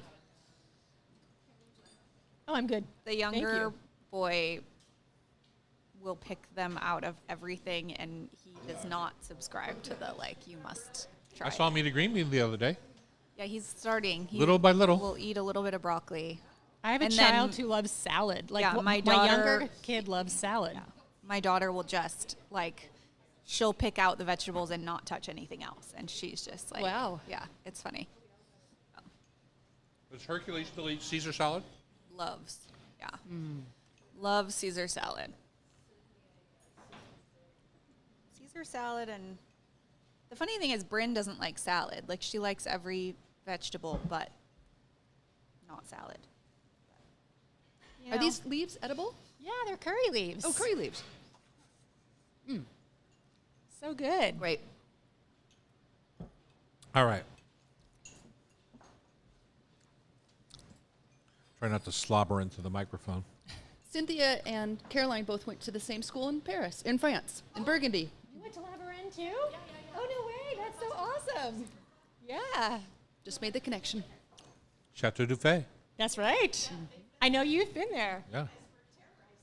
Yes, we did. Matter of fact, we're in her book. Oh, yeah? Behind prison bars, behind the French prison bars, yeah. Monsieur Monsieur Milbray. Miss Milbray. Milbert. Milbert. Yeah. Threatened to throw us down that deep well that's in the front yard. Very serious man. Yeah. I trust he was a very serious man. Because he was old when we were there with Yeah. Terry 20 years ago. Welcome back. Hello, Loretta. Hello, Father. You've been very quiet today. Well, I can't get a word in edgewise around here. Caroline Wright is right across from you. She's the soup lady, chef owner of Soup Club, and with a background many places, Yeah. including La Varenne, where Cynthia went, where you went, and where I visited with my family and Chef Terry. We spent a week there, and while we were there, we called her Madame La Grande Bouffe because she had that classic British kind of attitude. Yes. Where we actually got in. She was filming her My Chateau cookbook, I think is the name of the book. She's got many. That's a beautiful one. Anne Willen. Yeah, I think it's called My Chateau, and you'll see our pictures in there. 'cause Oh, awesome. I she love took them that while we were book. there. Yeah, there we go. Anyway, welcome to our show. Thank you for having me. Good to be here. Love the name Soup Club. Did it come out right after Fight Club, or when did it happen? Well, and unlike Fight Club, I'd like people to talk about it. So I started it 8 years ago, right after I was diagnosed. After I survived the year I was given to live for cancer, I just wanted to make like They gave you 1 year to live, and you Yeah. survived it? I did. Wow, good for Amazing. you. Spoiler alert, 8 years ago. So yeah, Yeah. I'm still alive. It was pretty serious. It was a brain cancer. Anyway, Soup Club came out of the fact that it was just like I wanted to gather people around this like the part of my cancer that was sort of life-giving. People gave me soup, and weirdly I like survived. I'm not crediting the soup, but you know, I think it was part of it, the love that people gave me and like the friendship. And I mean, I'd never experienced that. I'd written about it a lot as like a food editor and things like that, but it was pretty amazing. What soup sold you on soup? Because for me, I was a soup hater forever. And then I had my first French onion soup with the cheesy biscuit on top, and That's a good one. it kind of turned the edge for me. Like split pea, give me a break. Why would Ooh, you? I love it. And now I love it. yeah. Oh, But I hated it forever. Yeah, I'm wondering what. Well, my best friend in New York, he used to make us, like all of us poor 20-somethings in Brooklyn, he had a very lovely black bean soup. I know it doesn't sound that great, but it was just like kind of pure magic. I saw this on your website. Is this Yeah. the one with the cup of olive oil? Yes. Oh, that looks good. Yeah, that's the secret, is that it has a cup of olive oil. And actually, it kind of became sort of the foundation of my philosophy of like, not being afraid to use a lot of oil and finishing with like an acid and just building the flavors that way. Since I don't use stock, it's just like a lovely template. Well, let's go right back to that. You don't use stocks. I don't. I tell people a soup is all about the stocks. So tell me. Oh, I'm sorry to So bring tell- fighting so words to yeah, the table. yeah. Now we know why it's Soup Club. I don't use stock because in the beginning, I tried to. I was like, oh, if I'm going to do this for real, I got to make some stock. And then I found out making like, I think I started at 65 quarts of soup. I was like, ugh, making 65 quarts of stock to make 65 quarts of soup. Soup to make soup doesn't make sense to me. And back to like my food editor days, I was like, there has to be a better way. So I thought about like peasant cooking and things like that, just like countryside, brilliant women just throwing in a bone into a pot of soup and that becoming building the flavor, And I said, well, for vegan, there has to be different like on-ramps to add flavor. So one of them is fat. Another one is like dried spices. I also really lift, techniques from other cultures, like a curry where you blend the aromatics and that becomes sort of the gravy. For example, like this one has roasted leek and Granny Smith apple and stuff like that. That's like the flavor base. And so then you're just like making the beautiful flavors of the soup. And another thing that I love about not using stock is that I get to like manipulate all the flavors and the flavors of the vegetables stand out. So simple water is your base. That's it. That's it. Yeah, water. So your first book was Soup Club. Yep. And now the book you brought today is... It's a sequel. It's called Seconds, and it just won an award, so I'm reprinting I it. see the medallion on the book. Congratulations. Yeah. Thank you. I'm really excited about it. It's currently being reprinted, and so this is my only copy, but I wanted to bring it and show it to you guys. It's available right now for pre-order at the Book Larder. It'll be around and available for the holidays, but it's about December 15th is its new drop date. Great. Kenji Lopez wrote a beautiful plug for you. And was it this book or your first book? This one, yeah. It's this one. Okay, great. I put home cooks reviews of Soup Club on the back and the, lovely, wonderful industry cooks on the inside because this book is about home cooks taking my Soup Club book from around the country and becoming soup cooks of their own and how it changed their lives. Because soup saved my life, like in a real way. And I feel like that was what this book was going to be about. So my best friend, who's a fine art photographer, we traveled around the country and like shot their stories, and they like wrote essays, and so it's about their stories too. That's awesome. Yeah. So tell us, what is Soup Club? Ooh, it's a soup subscription service. And it's exactly like what people did for me. Like, I'm the stranger now who brings people soup and leaves it on their porch and hoping that it like heals them or helps them in any way that I can. Nourishes them. Exactly. Yeah. And when I started doing it for real and not in my house, just like for friends, I now make soup for the patients in residence at Fred Hutch Housing. So that's really, really Wow, cool. that's very like full kind. circle. Yeah. That's incredible. So people sign up for this service. Do they get a quart of soup a month, a week, a day? Yeah, thank you very much. It's one of my original soups every Wednesday or Thursday, depending on your area. It's all over Seattle, as far as Mercer Island, all the way to West Seattle. I like literally get in a car. I drive my soup around like I have a mom/soup mobile. So here's the Seattle Times. Here's your soup. Yeah, exactly.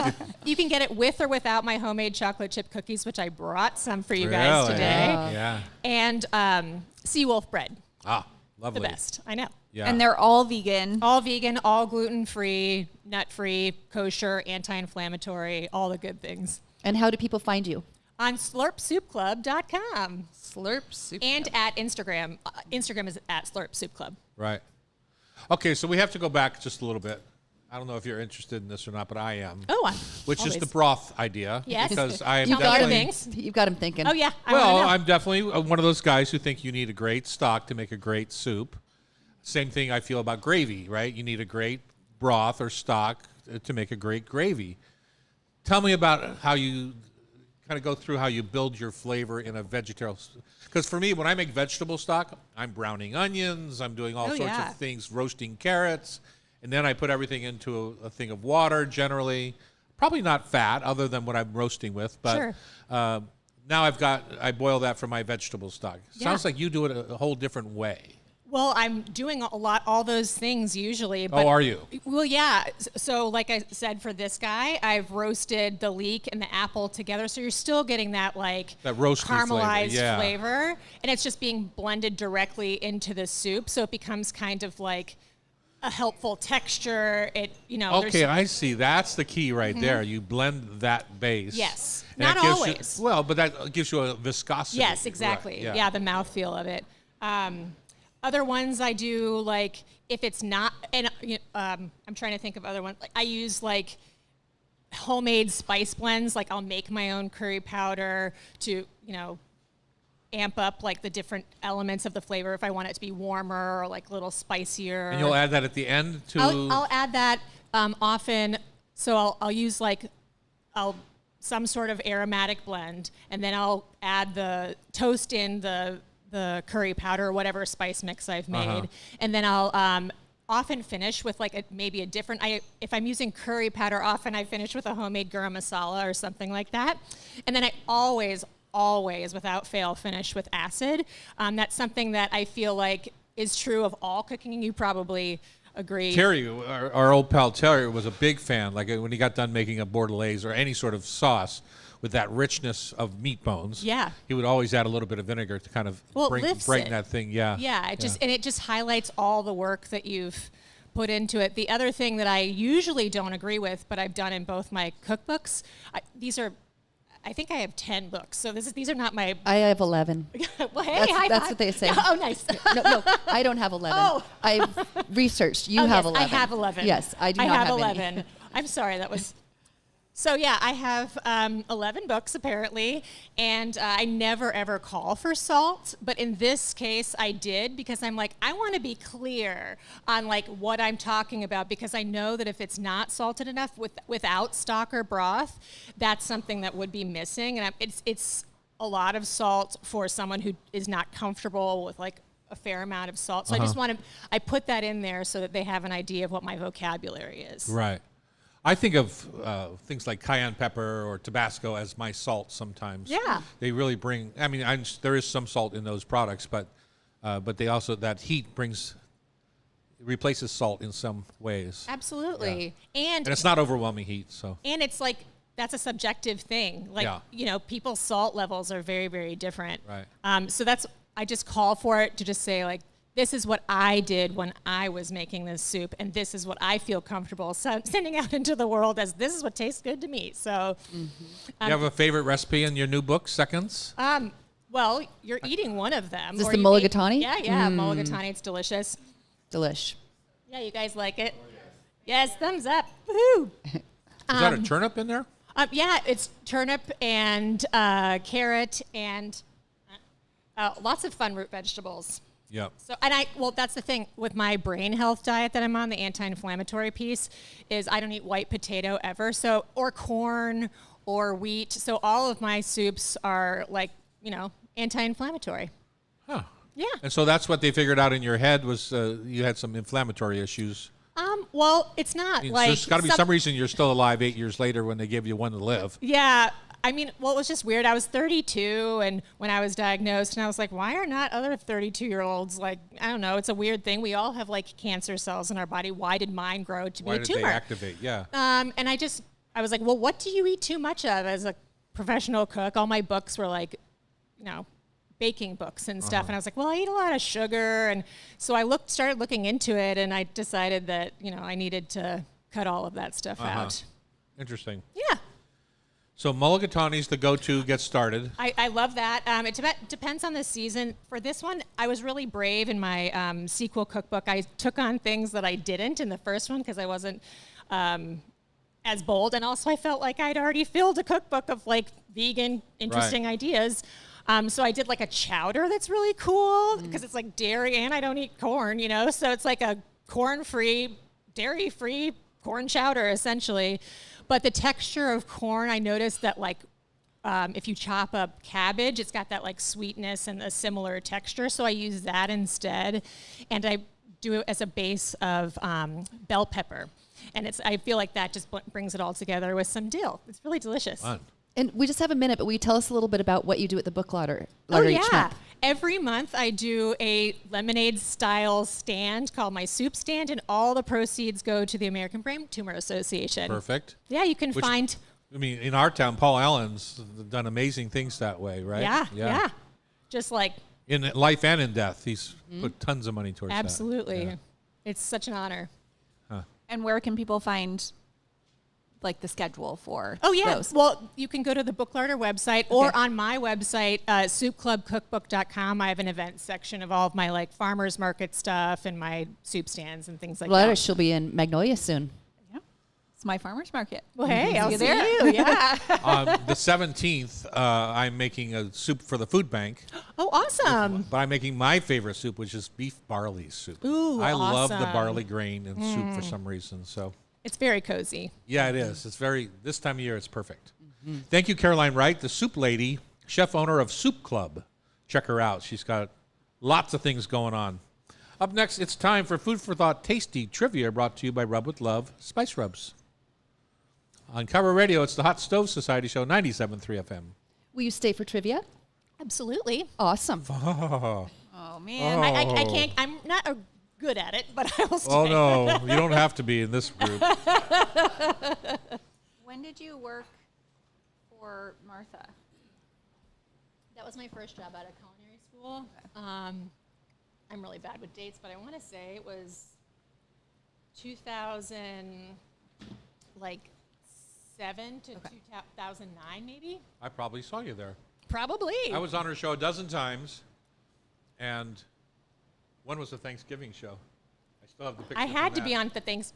I was part of her hotline people, at the time. What's a hotline? She always had like a Thanksgiving hotline, and all of us food editors from all the magazines. I worked for Everyday Food, so that was like the little sister of the Living. We had the test kitchens at the original Living test kitchens near Bryant Park. So I bet you were at like either Stare at Lehigh, which was the Living test kitchens, or at her TV show, which was a totally different campus. I remember working with Sarah quite a bit. Yeah. She was at the other location. But Martha asked me to cover her one time for her Thanksgiving hotline at the Sirius Satellite Studios. Yeah. Super fun. Yeah, it was fun. Yeah. I did radio with her with them every day. Uh-huh. It was really great at Sirius, so that was how I started my day. I was going up to the studio and walking in. It's pretty daunting. There's about 75 radio studios up there, and I go by. Next thing I know, this guy's walking by me with these 5 or 6 big dudes around him, and there's this little guy in the center of that, and they're just walking down the hallway as one. Who were they what the protecting? heck? Eminem. It was Eminem. Oh, Yeah. how funny. Which, by the way, have you heard his new album? Mm-mm. It is crazy. It's a 50s crooner album. What? Yeah. He's gone all over the full spectrum. spectrum. Yeah. That is unbelievable. Isn't that crazy? That is crazy. I sent it to Mike Tier saying, have you heard this? It's good. Yeah. A I'll friend look of into it. mine from college, I think maybe she's independent now, but worked in that kind of similar role, I think, in Oh, cool. baking Oh, for nice. Martha. So I was Who- like, I wonder if you Who overlapped. was but it? I mean, it's such a big company. The name game is hard, but Her name is Lindsay Strand or Lindsay Leopold. Now, Yeah. so- that sounds really familiar. Yeah. I We know. I were didn't work directly with same this. sorority. Yeah, that's cool. And Joel Gammeren is her don't best know. buddy's You know brother. Joel here in Seattle? I don't. He worked with Martha for years, right? He Did he do her gift? Didn't he do her no, box of food that that she was sent? Aaron's husband. Oh, that's Aaron's husband. That's Not not her Aaron's brother.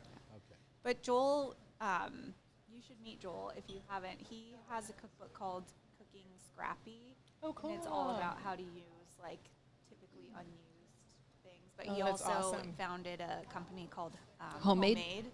Cool. Homemade Live. So he has a show on PBS, but then he does like virtual cooking classes That's awesome. every day, I think. Yeah. You Super could, You could be talented. a guest teacher. It's wild. Fun. But remind me and I'll Yep. introduce them because Oh, thanks. guys, I feel like you have similar That's Yeah, awesome. interest. Yeah. He's got a studio in Seattle. Oh, fun. He's a big personality. Oh, hey. He's Yeah. great. Yeah. He makes me look Lilliputian. That's hard to believe. It's time for Food for Thought Trivia, brought to you by Rub with Love Spice Rubs and Blends. You're listening to us on the Hot Stove. It's Rub with Love is so proud to be on the shelves at Made in Washington stores, which we had Mike here today. When looking for that perfect Northwest gift like Rub with Love, please visit any of our locations, of their locations even, Alderwood Mall, Bellevue Square, Pike Place Market, and of course, madeinwashington.com. All right, Bex, we're going to play some trivia. Yes, we are. And who have you invited to stay with us? We have Carolyn Wright, the soup lady, on to play, but she's got a culinary background, quite a background, so That's what I'm afraid a little of. afraid Yeah. of that. Yeah. Well, each of you will get 5 She went questions. to school for culinary. I know. I had a brain tumor though, so I Oh, in between? yeah, information. Oh, is It's that all your gone? excuse? Yeah. I have a hole Yeah. in my brain, so I do actually. Oh, that's amazing. It's welcome back. Thanks. Yes. Well, each of you will get 5 questions, and since and the winner will pick out someone in the audience to go get a spice blend in the Rub with Love spice blend in the gift shop. Awesome. Okay. We're going to start with Loretta. Loretta, welcome back. Thank you. Number 1, the obituary cocktail is often described as a variation of which classic cocktail, typically made with gin and dry vermouth, but it's spiked with absinthe for a New Orleans twist. What is that called? It's a classic. No idea. Martini. Oh, I thought you were asking. For Oh, the I thought New you were Orleans asking for the name of what it. was the. The obituary cocktail is Oh, that's the name of it, the Yes. obituary. I see. Oh, I Okay. thought you were asking for the name of what is known as an obituary cocktail. okay. Bad question. I did know that Let's there just was say a it over- martini let's and just say vermouth. it over Like again. Okay. yeah. Loretta. Yeah, she'll get it wrong on purpose because she didn't get it right the first time. I'm not. Loretta, your first question. The obituary cocktail is often described as a variation of which classic cocktail, typically made with gin and dry vermouth, but it's spiked with absinthe for a New Orleans twist. A martini. It is the martini. How did you know that? You're not old enough to know that. Not old enough to know that. Oof, I've been old enough Number for a long 2. time. What does the Hawaiian loco moco traditionally feature? Rice, a hamburger patty, and brown gravy. You're putting me to shame because I didn't know what that was With an last egg. Really? week. Yeah, With an you egg and- on You and top. Annie gave me a hard time. Or Good spam. job. Spam's a hamburger. Yeah. Spam. Yeah, exactly. Or mac salad sometimes. Totally. Now I know what it is. Number 3, which fish is most associated with kippering in British tradition? Herring. Herring it is. You didn't even need Nice options. work. Well done. She did go to St. Andrews College. That's so there's a little I did grow up with you eating pickled herring. Yeah. Oh, you did. Okay, number 4. Which is stronger, baking soda or baking powder? Stronger. Mm-hmm. As Like far gives More as it their- powerful, with more more lift? leavening. Hmm. Powder. It's actually baking soda. Soda. It's 3 to 4 times more powerful. Wow. But is it without buttermilk? Well, Because it's pure sodium bicarbonate, while baking know powder includes other ingredients like cream of tartar and a drying agent to help it activate more slowly. But yes, it does. and need- often baking powder contains baking soda. Ah. So it's like using it plus other things. So it was a for the lying rise. question to begin with. Exactly. That's what I was trying to say. Yeah, that's what you're trying Yep. to say. Bex, what do you say about I that? got that from Annie. She's going to disagree with you. Pass the buck. Okay, final question. Per your father, what is a prime rib called when it's a choice? Rib roast. It's a standing rib roast, and liars call it prime rib. Good job. Glad Well, you got that. unless they're actually it's graded prime, it's all something else. There you go. Could be Wagyu. It could be even better than prime, right? She's So- been listening. Yes. Good job, Loretta. 4 out of Good 5. job. Great. All right, Carolyn. Oh. Question All eyes are on number you. 1. What cocktail was created at New York's Waldorf Astoria and included rye whiskey, sweet vermouth, and bitters? At New York's The Manhattan. The Manhattan it is. Good job. Number 2. That's such a Becky thing to do right there. Did I you see how like- she drew you in? I like the first question to be kind of a softball. Yeah, got it. oh. Number 2, what's the name of the cooking method that starts with a sear and ends with a simmer, using both dry and moist heat to transform tough cuts into tender bites? Braise. Braising it is. Bravo. Number 3, true or false? The fermentation process used to make sourdough bread relies solely on commercial baker's yeast. False. That is false.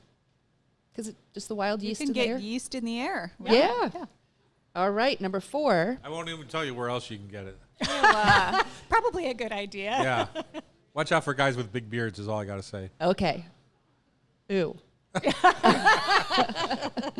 Number 4, which U.S. grocery store chain was the first to eliminate plastic bags nationwide?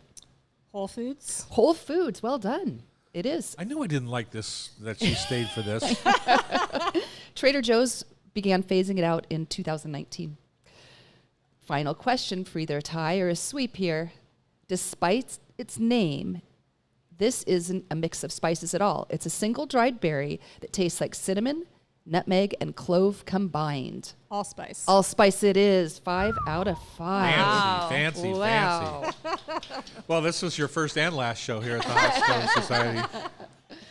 Okay, Tom, you got to get 5 out of 5. Oh, thank for you. For the tie. Which cocktail made with rum, Jim lime? Maurer is sitting behind you. He's going to help you out. I don't know if he'd help you out. Which cocktail made with rum, lime juice, and sugar was a favorite of Ernest Hemingway and originated in Cuba? The daiquiri. The daiquiri it is. Number 2, in British tradition, what's the key difference between a herring bloater and a kipper? A herring bloater. A herring bloater is what they stuff a lamb's stomach with. It's called haggis, and it makes you want vomit when you eat it. And then the kipper is a smoked herring. Close. Bloaters are smoked whole, guts and all. Kippers are split and gutted before smoking. But I liked your answer. Number 3, known as the Queen of Spices, these little green pods flavor chai, Swedish pastries, and Middle Eastern desserts. What's the name of this spice? You know, Jackie brought me the same box of Middle Eastern desserts. Oh, the baklava? that you did, yeah, the baklava, same company, just so you know. Oh, nice. Cardamom. Cardamom it is. Good job. Number 4, which luxurious French... And truth be told, she brought it for Loretta, but she forgot to leave it at Loretta's house. So So you got it now. I got Did you it. eat them? What? Can you blame him? Wow. Number 4, which luxurious French chocolate creation was born from a kitchen blunder when a young apprentice poured hot cream over chocolate and got called a fool for it? Well, if you call a fool ganache, then you know what you're talking about. Absolutely. And back in the 19th century, ganache was slang for fool or dimwit. Didn't know that. That's why I always get called a ganache. Sure. Number 5, are there plums in traditional British plum pudding? I would probably say it's probably raisins or dates or something like that, but I'm going to say no. You are correct. It's raisins or dates. They're dried fruits, not plums. 4 out of 5, tie with Loretta, but Carolyn Wright, the Caroline soup for lady, the won. win. Way to go, Caroline. Way to go. Feel free to take a stroll through our gift shop and grab yourself a spice rub. If you want to be part of the show, you can join the community on YouTube Live at Tom Douglas & Co. or buy a ticket to join us here in the studio. HotStoveSociety.com comes with a hot breakfast. This morning, because you didn't have any guests this morning, it was Lola breakfast this morning. Show is produced by Becky Guzak. Our technical wizard today is Nico Caballero, and our talented editor at Cairo is Sean Don't Call Me Del Torre. If you miss any episode of our Hot Stove Society show on Cairo, you can listen via podcast. Just subscribe with your favorite podcast app. Thanks for listening. Cute. Right. Quiet there on the set, everyone. So wild. Hi, I'm Chef Tom Douglas. And I'm Loretta Douglas. Today on the Hot Stove Society radio show, Mike Mondello brings holiday cheer from Maiden, Washington. Cynthia Nims is here to share her new Essential Shellfish collection. And Caroline Wright of the Soup Club warms us up with soup and stories. Lovely. Excellent. Nice work. Yay. I brought cookies. They're delicious. Oh, you're I just so had one. sweet. Are they...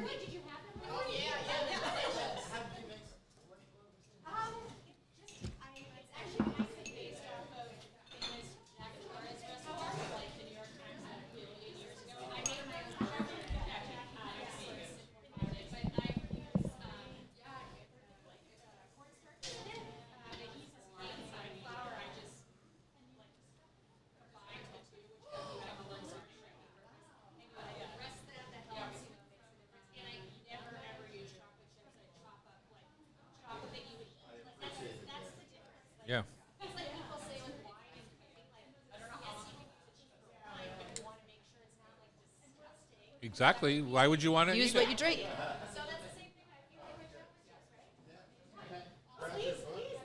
And are they vegan too?